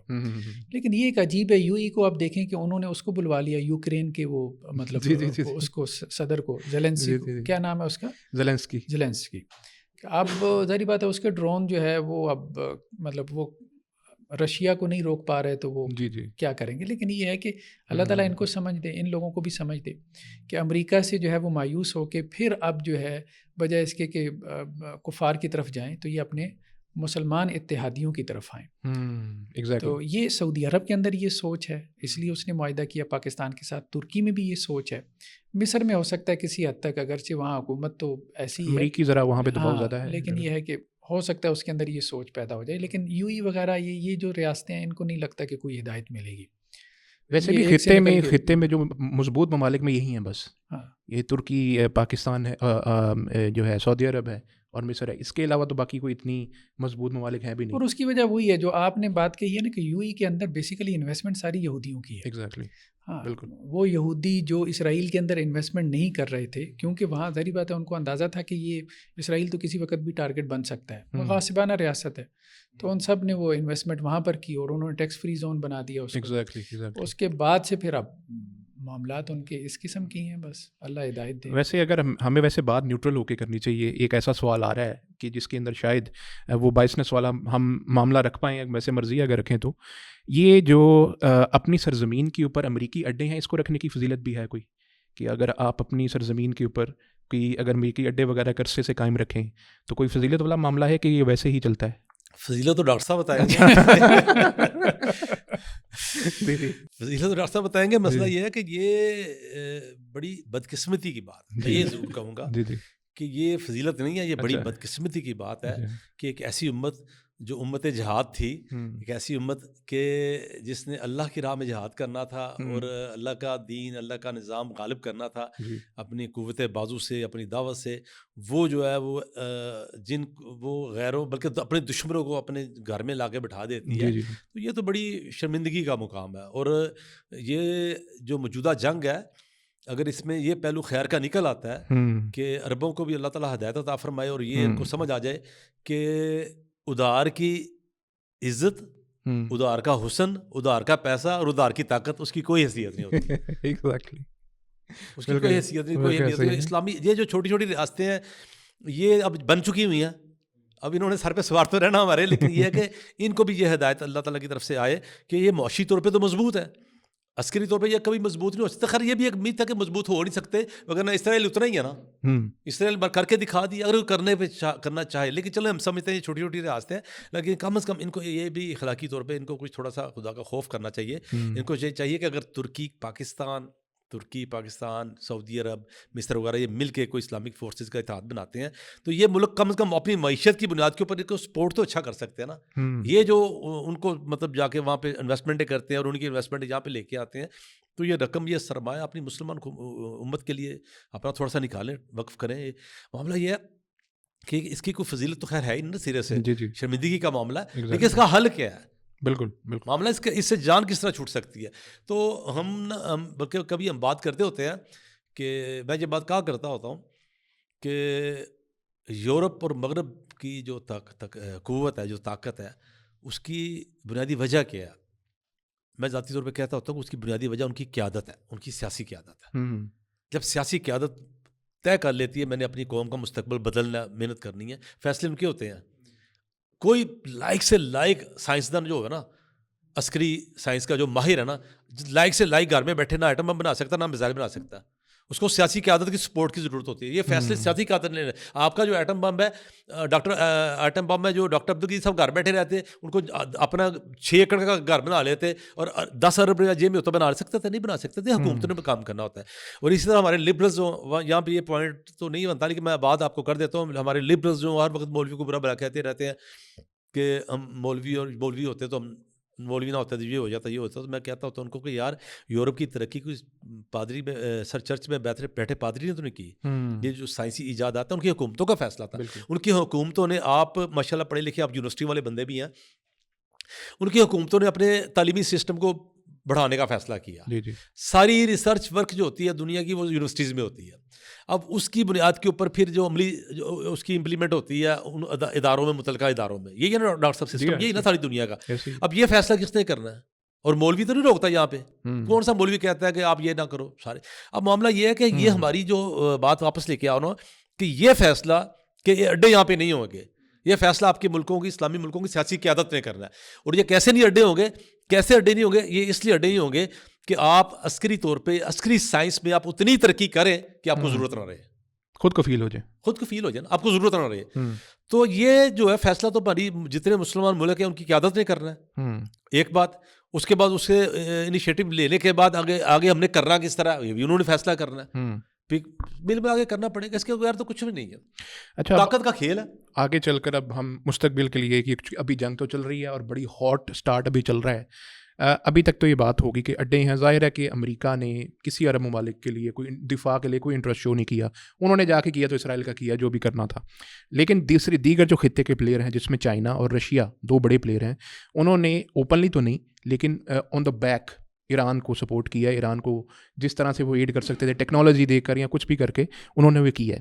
تو اس ضمن میں 2 چیزیں ہیں. ایک تو یہ سوال میرا کہ آپ کیا سمجھتے ہیں آنے والے وقت میں جو خدشے کا اظہار کیا جا رہا تھا کہ یہ ورلڈ وار کی کوئی کیفیت بن سکتی ہے آگے چل کر, زیادہ ممالک انوالو ہوں گے تو آلریڈی ظاہر ہے کہ ورلڈ وار بن جائے گی. دوسرا کہ ایک نیوکلیئر آپشن بھی دیکھی جا رہی ہے کہ اگر یہ ایرانی جو رجیم ہے پریزنٹ ابھی بھی انٹیکٹ ہے, یہ سرنڈر نہیں کرتی, تو کیا نیوکلیئر آپشن امریکہ اور اسرائیل استعمال کریں گے. اور پھر آخر میں یہ کہ آگے چل کر یہ جو ابھی تک خبریں آ رہی ہیں جب یہ ہم شو کر رہے ہیں, ابھی تک امریکہ نے خرگ آئلینڈ کے اوپر حملہ نہیں کیا اور وہ بوٹس آن گراؤنڈ کرنا چاہ رہے ہیں. وہ چاہتے ہیں کہ اس کا شاید یہی حل ہو کہ ہم زمینی حملہ کر دیں. تو ان تینوں صورتوں کو آپ کیسے دیکھیں گے؟ دیکھیں جہاں تک نیوکلیر حملے کا معاملہ ہے نا، تو میرا نہیں خیال اس کی کوئی پاسبلٹی ہے. اچھا. اس کی وجہ یہ ہے کہ یہ جتنے ایٹم بم وغیرہ ہیں، ہائیڈروجن بم ہیں، یہ سب ڈیٹرنٹ کے لیے ہوتے ہیں، ڈرانے کے لیے. اچھا. ایک دفعہ امریکہ نے استعمال کر لیا سو کر لیا. اب اس کے بعد ایک کا استعمال کرنے کا مطلب یہ ہے کہ باقی سب کو بھی کھلی چھوٹ دے دو. اس کے بعد مطلب کوئی جواز نہیں نہ رہ جاتا، مطلب کیا. تو وہ نیوکلیر وار آپ نہیں چھیڑ سکتے. اس کا مطلب ہے آدھی سے زیادہ دنیا کی تباہی. جیسے پاکستان نے بھی کہا تھا نا کہ اگر ہمارے اوپر حملہ ہوا تو آدھی دنیا تباہ ہو جائے گی. صحیح. تو یہ بات ہے کیونکہ پھر وہ جنگ کنٹرول نہیں رہ جائے گی. اصل میں سارے چاہتے ہیں کہ کنٹرولڈ وار ہو. دیکھیں نا، قبضہ، زمینی قبضہ جو ہے اس کا مقصود نہیں امریکہ کا بھی اور نہ ہی اسرائیل کا. رجیم چینج مقصود ہے. مطلب ایسا جو ہے وہ ایران کے اندر حکمران آ جائے یا ایسا طبقہ آ جائے رولنگ پاور کہ جو ہمارے مطابق اپنے ایٹامک جو بھی ہے پروگرام ہے اس کو رول بیک کر لے، میزائل پروگرام کے اوپر پابندیاں، لمیٹیشنز کو قبول کر لے، باقی ہم اس کو معاشی آزادی دے دیں، دس اینڈ دیٹ ہے. وہ پھلو پھولو، ہمیں کوئی مسئلہ نہیں ہے جی، لیکن ہمارے لیے خطرہ نہ بنو، ہماری سلامتی کے لیے. تو اس لیے یہ جو ہے نا نیوکلیر وار تو میرے خیال میں کوئی افورڈ نہیں کر سکتی کوئی اسٹیٹ اس وقت. دوسرا جو معاملہ ہے کہ وہ وہاں پہ اپنے زمینی اعتبار سے وہاں جیسے وہ خاراک کا جو جزیرہ ہے وہاں پہ اپنے وہ سب میرین جو ہے وہ اتارے اپنے 8-10-12 ہزار لوگوں سے کچھ ہو نہیں سکتا. اچھا، پاسبل نہیں. ایران بہت بڑا ہے، پاکستان سے اس کا سائز بہت بڑا ہے. ایک جزیرے پہ قبضہ کر کے آپ کیا کریں گے؟ ٹھیک ہے، تو وہ پاسبل نہیں ہے. وہ مطلب ان کے پاس اتنے میزائل تو ہیں کہ اس جزیرے کو ڈبا سکتے ہیں. بالکل بالکل. اور اسی طرح سے اگر آپ وہاں پہ نیوکلیر حملہ بھی کرتے ہیں تو وہ اتنا بڑا ہے، سائز کے اعتبار بہت پھیلا ہوا ہے، تو وہ پاسبل نہیں ہے. 2 شہر تباہ کر لیں گے آپ، اس سے زیادہ آپ کیا کر سکتے ہو؟ نہیں کر سکتے نا. تو اس لیے میرے خیال میں یہ 2 پاسبلٹیز تو نہیں ہیں. تیسرا آپ نے کیا کہا تھا؟ تیسرا، اگر یہ ایسا ہو جاتا ہے، فرض کریں ایک نیوکلیر، حالانکہ چلیں ہم دیکھ لیں آؤٹ آف ایکویشن ہے، آؤٹ آف ونڈو ہے، پھر بھی اگر ایسی کوئی صورتحال ہو تو کیا یہ ورلڈ وار کی طرف نہیں بات چلی جائے گی پھر؟ ہاں، پھر تو چلی جائے گی. ہاں، پھر آپ اس کو نہیں روک لیکن سکتے. میرا پھر یہ کنٹرول وار نہیں. نیوکلیر ویپن کے استعمال کا آپشن میں تو اس کو 0 پہ رکھتا ہوں. اچھا، کس کے لیے کریں گے؟ رجیم دیکھیں ان کی ٹاپ کی لیڈرشپ ساری انہوں نے ختم کی. ہاں، 40 کی اب فوج کوئی ان کی پتہ کتنی فوج ہے؟ ان کی 6 لاکھ باقاعدہ فوج ہے، 6,10,000 ان کی باقاعدہ فوج ہے، اور 3.5 لاکھ ریزرو ہے. اب 6 اور 3 9 لاکھ. اب ایئر فورس آپ نے ان کی اڑا دی، ختم کر دی. ٹھیک ہے، ان کے چھاؤنیاں، ان کے کافی زیادہ اڈے ختم کر دی. اب ان کی آبادی وہ پاکستان سے 4 گنا بڑا ملک ہے، پورے ملک میں آبادی پھیلی ہوئی ہے. اچھا، اس کے بعد 9 لاکھ فوج کوئی ایک کمپاؤنڈ میں جمع ہوئی ہے کہ جو آپ ایٹم بم مار کے مار دیں گے. ٹارگیٹ تو فوج ہی ہوتی ہے نا جی. آپ کا عوام تو آپ کا ٹارگیٹ نہیں ہے نا. عوام ٹارگیٹ ہو بھی نہیں سکتی اگر اس لیے کہ آپ کا ٹارگیٹ تو اگر 160 بچے انہوں نے مارے ہیں تو وہ پوری دنیا نے وہ ذلیل کر کے رکھ دیا ہے. تو 2-4-5 کروڑ بندہ ایک جگہ جمع تو نہیں نا. کیا کس کے اوپر ایٹمی حملہ کرنا ہے؟ اس لیے ایٹمی حملے کا تو میں سمجھوں 0 چانس ہے. 9 لاکھ فوجی پورے پاکستان پورے ایران میں بکھرے پڑے ہیں، اپنے اپنے محاذوں پہ موجود ہیں. اس لیے ایٹمی حملہ کس پہ کرنا ہے؟ باقی والی ڈاکٹر صاحب والی بات ہے کہ جاپان پہ جو ہوا تھا وہ ایک خاص ایک پس منظر تھا. دوسری بات ہے تب دنیا کو پتہ ہی نہیں تھا ایٹم بم ہوتا کیا. پتہ ہے ایٹم بم یہ ہے، اس کی تباہی کیا ہوتی ہے، اس کے اثرات کیا ہوتے ہیں، پتہ ہی کون ہے. اب یہ ممکن ہی نہیں ہے کہ ایک 25 کروڑ کی آبادی کا، 10 کروڑ کی آبادی کا، 5 کروڑ، ایون چلو کروڑ کی آبادی کا، 2 کروڑ کی آبادی کا اگر شہر ہے اس پر ایٹم بم مار کے آپ پوری آبادی ختم، ممکن ہی نہیں ہے. تو پھر دوسری آپشن تو پھر یا تو یہ بچتی ہے کہ ایران میں جو مختلف گروپس ہیں جیسے کرد ہیں، سستانی، بلوچی، ان کو ایکٹیو پھر امریکہ کروائے. کرد کو تو انہوں نے ایکٹیو کر دیا ہوا. اچھا. اور امریکہ کی اگر بات کی جائے نا، اگر مطلب جنگی نقطہ نظر سے بات کی جائے نا، ہم تو چاہتے ہیں امریکہ اس معاملے میں ذلیل اور رسوا ہو، لیکن انہوں نے بہت لیٹ کیا نا، کوئی اس کو خاص اب فائدہ نہیں پہنچا رہے ان کو. اصل مسئلہ یہ ہے کہ زمینی جنگ کا بھی امکان بہت کم ہے. اچھا. اس کی وجہ میں نے بتایا نا کہ 6 لاکھ ان کی فوج ہے، 3.5 لاکھ ان کی ریزرو ہے. ٹھیک ہے، اب زمینی 6 لاکھ کے لیے بہت جدید ویپن بھی آپ وہاں پہ ٹینک تو نہیں لے کے آ سکتے نا. آپ کو کوئی زمینی سرحد تو ملتی، ٹینک کراس کر جائیں گے آپ تو زیادہ زیادہ یہی ہے نا کہ آپ وہاں سے اوپر سے ہوا سے فوجی اتار دیں گے. اس کے علاوہ تو کچھ نہیں کر سکتے. کتنے اتار لیں گے؟ 4,500 کی خبر تھی ہفتہ پہلے، اور 11,000 کی مزید خبر آ رہی ہے کہ 10-12 ہزار فوجی 9 لاکھ بندے کو مار لیں. 9 لاکھ بندہ تھے سوٹیاں پھڑ کے آ جائے تھے، 10,000 بندہ مر جائے گا.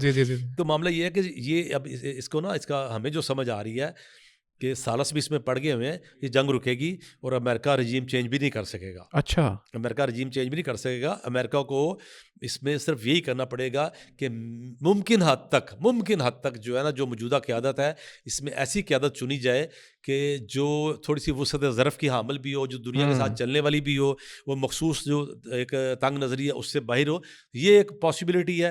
اور اگر وہ کوئی ایسی صورت ہو بھی جاتی ہے رجیم چینج کی, تو مجھے تو خیر سچی بات نہیں وہ اس لیے نہیں ہو سکتی, مجھے تو نظر نہیں آتی امریکہ کے ساتھ اس کے اوپر بات کرے. امریکہ کے ساتھ اس کے الائز نہیں ہے نا, سارے تو علیحدہ ہو گئے. ہاں جی بالکل. ایون کہ جو سب سے قریبی تھا برطانیہ, وہ بھی چوری چھپے کچھ کر رہا ہے مدد, تو شو وہ بھی نہیں کر رہا. اسپین کا کتنا بولڈ ہے وہ, اسی طرح جو ہر ایک کے ساتھ تو وہ آؤٹ اسپوکن ہے, اس نے بگاڑ لی ہے. مطلب فرانسیسی صدر کے ساتھ اس نے بگاڑ لی, کینیڈا والے کے ساتھ اس نے بگاڑ لی.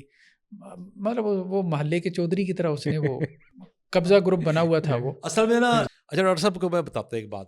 جس دن ٹرمپ کا یہ بیان آیا نا, جب خامنئی صاحب کے جانے کی خبر ملی ہے نا, تو اگلا جو انہوں نے سربراہ چننے کی بات ہوئی نا, تو مختلف ہو رہے تھے کہ آس رہے ہیں, یہ آ رہے ہیں. تو ٹرمپ کا ایک بیان آیا بڑا دلچسپ, وہی مذاق خیز انداز میں, کہ پہلا تو اس کا بیان تھا کہ میری مرضی کے بغیر کون چن سکتا ہے.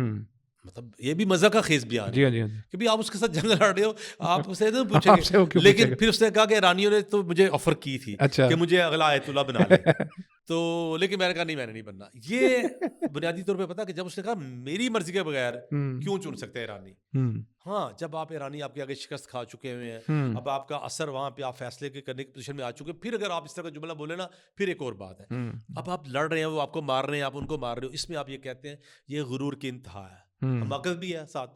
اس دن میرے ذہن میں پتا کیا آیا تھا, جو سلطنتوں کا زوال ہوتا ہے نا, سلطنتوں کا زوال وہ بڑے دبے پاؤں آتا ہے, وہ دیمک کی طرح چاٹ رہا ہوتا ہے. مضبوط بلڈنگ ہوتی ہے, اس کو پتہ نہیں ہوتا کہ میں گرنے والی ہوں. آپ مغلوں کو دیکھیں, مغل امپائر جو ہے نا اپنی پیک پہ پہنچی اورنگزیب کے دور میں. دکن جو ہے کبھی مغلوں کے انڈر نہیں رہا, وہ بھی فتح ہو گیا. وہ 1.5 سال 2 سال میرا خیال ہے وہاں پہ جا کے اورنگزیب خود بیٹھا رہا کہ یار یہ علاقہ فتح نہیں ہوتا, اس نے فتح کر کے چھوڑا. ادھر کابل تک اس کے پاس تھا, اور کابل سے لے کے سارا دکن وغیرہ وہ اشوکا کے دور کے علاوہ کبھی اکٹھا نہیں ہوا. انگریز بھی نہیں کر سکے, انگریز کابل تک نہیں جا سکے تھے. اچھا اتنا عروج تھا, لیکن اورنگزیب کے بعد کیا ہوا, کیا وہ عروج چلا؟ نیچے آیا. وہ دیمک تھی یا وہ زوال تھا جو دبے پاؤں چلا آ رہا تھا, اور وہ اورنگزیب, وہ عظیم اورنگزیب, وہ اس کے بعد ڈاؤن, اس کا اگلا سٹیپ بھی ڈاؤن تھا. یہ نہیں کہ اگلا ایک برابر کا ایک سطح پہ چلتے رہے. اورنگزیب کے بعد جس طرح عثمانیوں میں پھر بھی ایک سطح تک عمل چلتا رہا نا, باجزید قیدی ہوا, لیکن پھر اس کے بعد عروج پکڑ لیا انہوں نے. اس کے بعد وہ زوال. جس دن یہ ٹرمپ نے یہ بیان دیا نا کہ جی اگلا آیت اللہ میری مرضی میں منتخب کروں گا, کون کر سکتا ہے, اس دن مجھے یقین ہو گیا کہ یہ وہ دیمک ہے جو اس کو چاٹ رہی ہے. کیسے؟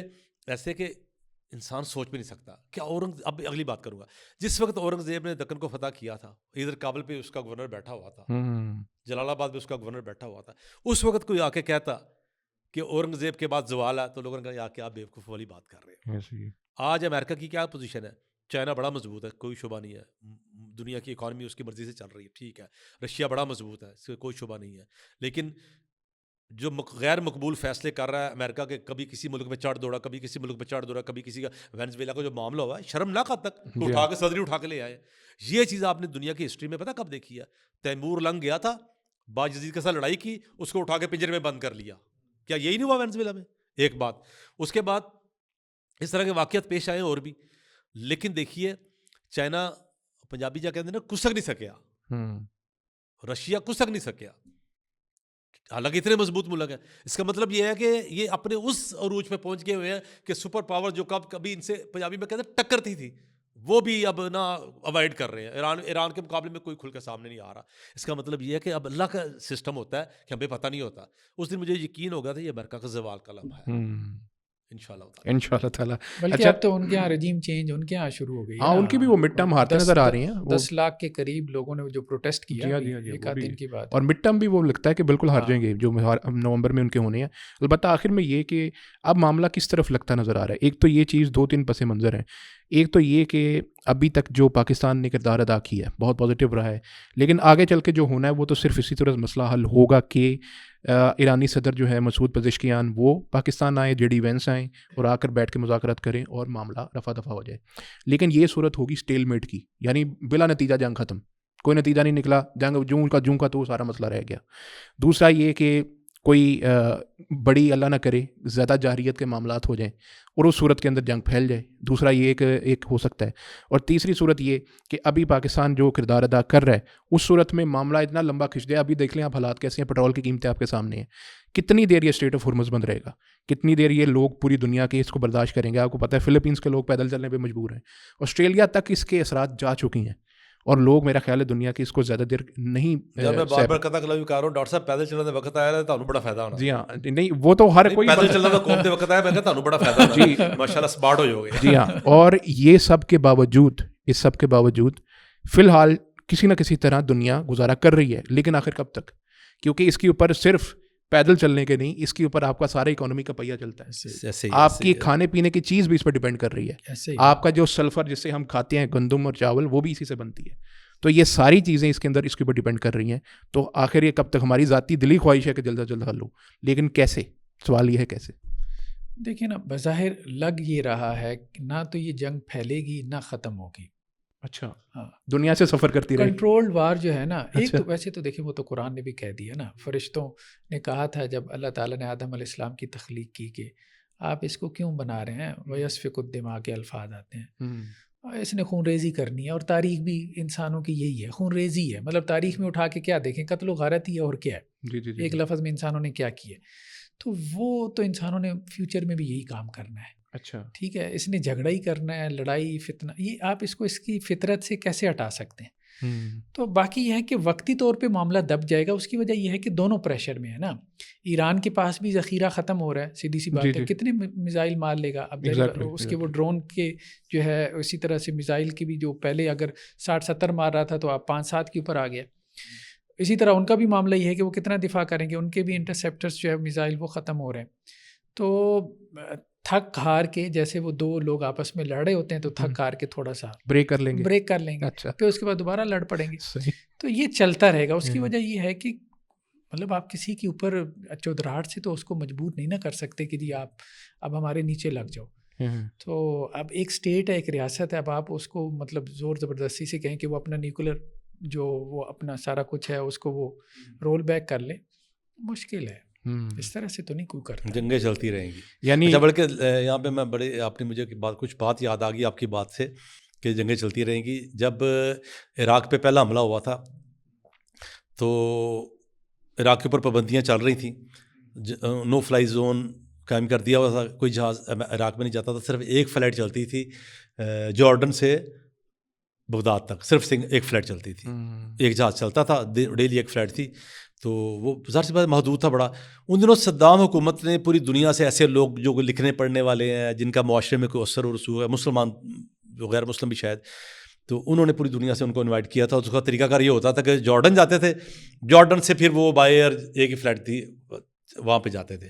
تو تب پاکستان سے 6 افراد کا وفد گیا تھا، میں بھی اس پہ شامل تھا. جو ابھی پہلا عراق پہ حملہ نہیں ہوا تھا پہلا. تو میں بالکل جنگ تھا، لڑکا سا تھا، لیکن لکھنے کھانے کا تبھی مجھے شوق تھا ان معاملوں میں. تب فیس بک وغیرہ تو نہیں ہوتی. اس بات کو میرا خیال ہے 30 سال ہو گئے. تو مجھے یاد ہے جب وہاں پہ گئے نا تو وہاں پہ اخباریں وغیرہ دیکھتے تھے ان کی، جو عراق کی، تو باہر تو خبریں نہیں آتی تھی ان کی. تو صدام کا ایک بیان مجھے آج بھی یاد، آپ کی بات سے مجھے بیان یاد آ گیا صدام حسین کا. اور اس نے کہا تھا کہ یہ جنگ جو ہے نا یہ ختم نہیں ہونی. اب جس طرح آپ نے کہا جنگ چلتی رہے گی، اس نے کہا یہ جنگ ختم نہیں ہونی، یہ جنگوں کی ماں شروع ہوئی ہے. آپ اندازہ کریں آج اس بات کو 30 سال ہو گئے. 30 سال ہو گئے اس کا یہ جملہ جو ہے نا، یہ بات حرف صحیح ثابت ہو رہی ہے کہ وہ 30 برس ہو گئے جنگ. یہ ڈاکٹر صاحب والی بات ہے کہ یہ جنگ تو بڑی لمبی جنگ ہے. اور اگر یہ آپ دیکھیں واحد حال یہی ہے جو پاکستان کر رہا ہے. جی ہاں، واحد حال یہی ہے. اگر یہ حل نہیں ہوتا نا کارگر، تو دوسرا حال ایٹمی حملہ والی بات میں نے کہا 0 چانس ہے. اس کے بعد نا بڑی گمبھیر صورتحال بن جانی ہے. اس کے بعد یہ جو مجھے نظر آ رہا ہے نا، جس سے ہم اللہ کی پناہ بھی طلب کرتے ہیں، ہم چاہتے ہیں اللہ کرے کبھی نہ یہ ہو اور ہماری زبان پہ جو لفظ ہیں یہ کبھی پورے نہ ہوں. وہ مجھے جو محسوس ہو رہا ہے کہ وہ شام اور عراق والی صورتحال بنے گی. پھر وہ شام عراق والی صورتحال بنے گی. پھر جب بات بڑھے گی، عرب انوالو ہوں گے تو پھر زمینی لڑائی میں آئیں گے پھر سارے. امریکہ تو ظاہر دور بیٹھا وہ جہاز بھیج رہا ہے یا میزائل مار رہا ہے، اس کے علاوہ آپشن کوئی نہیں نا ان کے پاس. فریقین کے پاس کوئی آپشن نہیں ہے. تو جب لیکن یہ کہ جس ملک کے ساتھ آپ کی سرحد موجود ہے اور وہاں پہ آپ کی لڑائی جو ہے وہ کنٹرول نہیں رہتی ہے، بڑھ جاتی ہے، تو اس میں تو پھر یہ ہوتا ہے نا کہ زمینی فوج بھی چل رہی ہے، ٹینک بھی چل رہے ہیں، توپیں بھی چل رہی ہیں، ایون کے بعد میں عام بندے بھی چل رہے ہیں. پھر عام عوام بھی اپنے گھروں سے لے کے آ رہی ہے، ڈنڈے بھی لے رہے ہیں، خواتین بھی، سارے معاملے چل پڑتے ہیں نا. جس طرح عراق شام میں پھر یہی ہوا تھا نا. تو اللہ نہ کرے، اللہ نہ کبھی عالم اسلام پہ یہ وقت آئے اور پھر اس کی جو صورتحال وہ پھر دائرہ صرف اچھا پھر وہ مجھے جو نظر آتا ہے نا، اگر ایسا خدا نہ خواستہ ایسا ہوا، میں بار بار یہ کہہ رہا ہوں، پھر سعودی عرب ایران تک بھی معاملہ محدود نہیں رہے گا. پھر وہ جنگ جو فرقہ واریت میں بدلے گی. اس لیے کہ سعودی عرب کے معاملات جو بھی ہیں، جب معاملہ سعودی عرب زمینی طور پہ انوالو ہو جاتا ہے نا کل کو لڑائی میں، تو پھر پوری دنیا میں جو مسلمان بیٹھے ہوئے ہیں وہ ان کا بہرحال ایک بڑی اس کے ساتھ گہری اٹیچمنٹ ہے. اور پھر وہ ملکوں میں لڑائی پھیل سکتی ہے. اللہ نہ کرے کبھی یہ وقت ہے. دنیا میں اس وقت جو اکنامک ٹرموائل ہے، میرا خیال ہے کہ وہ بھی ایک بڑا کردار ادا کر سکتا ہے، کیونکہ اور کسی ہو نہ ہو، باقی چیزیں ہو، فیکٹر ہو نہ ہو، لیکن یہ جو ایک فیکٹر ہے یہ پوری دنیا کو ایک جیسا ہی افیکٹ کر رہا ہے. اور معاملات دیکھ لیں یورپ کے اندر تک، امریکہ کے اندر اپنے، مجھے وہاں پہ ایک رشتہ دار بتاتی ہیں کہ وہاں پہ $1 کی چیز $5-6 کی ہو چکی ہے، حالانکہ امریکہ کہاں پر ہے، دنیا کا آخری کون ہے. تو یہ ایفیکٹ امریکہ سے لے کر آسٹریلیا تک اس جنگ کے جا رہے ہیں، اور اس ایفیکٹس کو شاید دنیا کب تک برداشت کرتی ہے کچھ نہیں کہہ سکتے. ویسے ایک چیز ہو سکتی ہے، میرے ذہن میں ایک چیز آ رہی ہے جو پڑھنے میں بھی آ رہی ہے، کافی تجزیہ نگار اس کی طرف اشارہ کریں، اگر وہ ہو جائے نا تو شاید یہ معاملہ ٹھپ ہو جائے گا. اچھا. جنگ کا معاملہ یہ ختم ہو جائے گا. اچھا. وہ ہے امریکہ کا معاشی اعتبار سے اسی طرح سے گر جانا جیسے رشیا گر گیا تھا. اچھا. اور اس کے امکانات پیدا ہو گئے. یہ اسٹریٹ آف ہارمز میں بھی جو اپنا وہ ٹیکس وغیرہ لے رہے ہیں وہ چائنیز یوان کے اندر لے رہے ہیں، اور اس کا بھی ایک افیکٹ آ رہا ہے. پھر چائنا پہلی متحرک ہے، اور دوسرے بہت سے معاملات معاشی فیکٹرز انوالو ہونے کی وجہ سے نا امریکہ کے اندر اب یہ باتیں ہونا شروع ہو گئی ہیں. اس کی وجہ یہ ہے کہ امریکہ کے اوپر اعتبار ختم ہو گیا نا. اب وہ ایران کی بات کا اعتبار کرتے ہیں، امریکہ کی ٹرمپ کی بات کا تو کوئی اعتبار نہیں کرتا. ایران جو بات کرتا ہے اس کا اعتبار ہے. تو ایران کہتا ہے جنگ جاری ہے، تو وہ اسٹاک میں سے، اسٹاک ایکسچینج، وہ سارا کچھ اپنا پیسہ نکال لیتے ہیں. اب ظاہری بات ہے کہ وہاں تو سارا ایک ببل ہے نا. اب ہم سب کو پتہ ہے کہ ایسڈ بیس اکانومی تو ہے کوئی نہیں. تو یہ ایک دفعہ گری، میرے خیال میں کوئی $40 ٹریلین کا ان کا ہے ڈیٹ امریکنز کا. جی بہت بڑا ڈیٹ ہے. یہ ایک دفعہ یہ ہل گیا نا تو یہ ایک دھڑم سے گرے، اکانومی کریش ہو جائے گی، بالکل کریش ہو جائے گی. یہ صرف اس کے تنکے کے اوپر کھڑی ہے، آپ کہہ لیں ہوا کے ایک تنکے کے اوپر بہت بڑی عمارت کھڑی ہے. اس کو کریش کرنے میں، دباؤ مزید بڑھانے میں چائنا وغیرہ بھی اپنا کردار ادا کر سکتا ہے.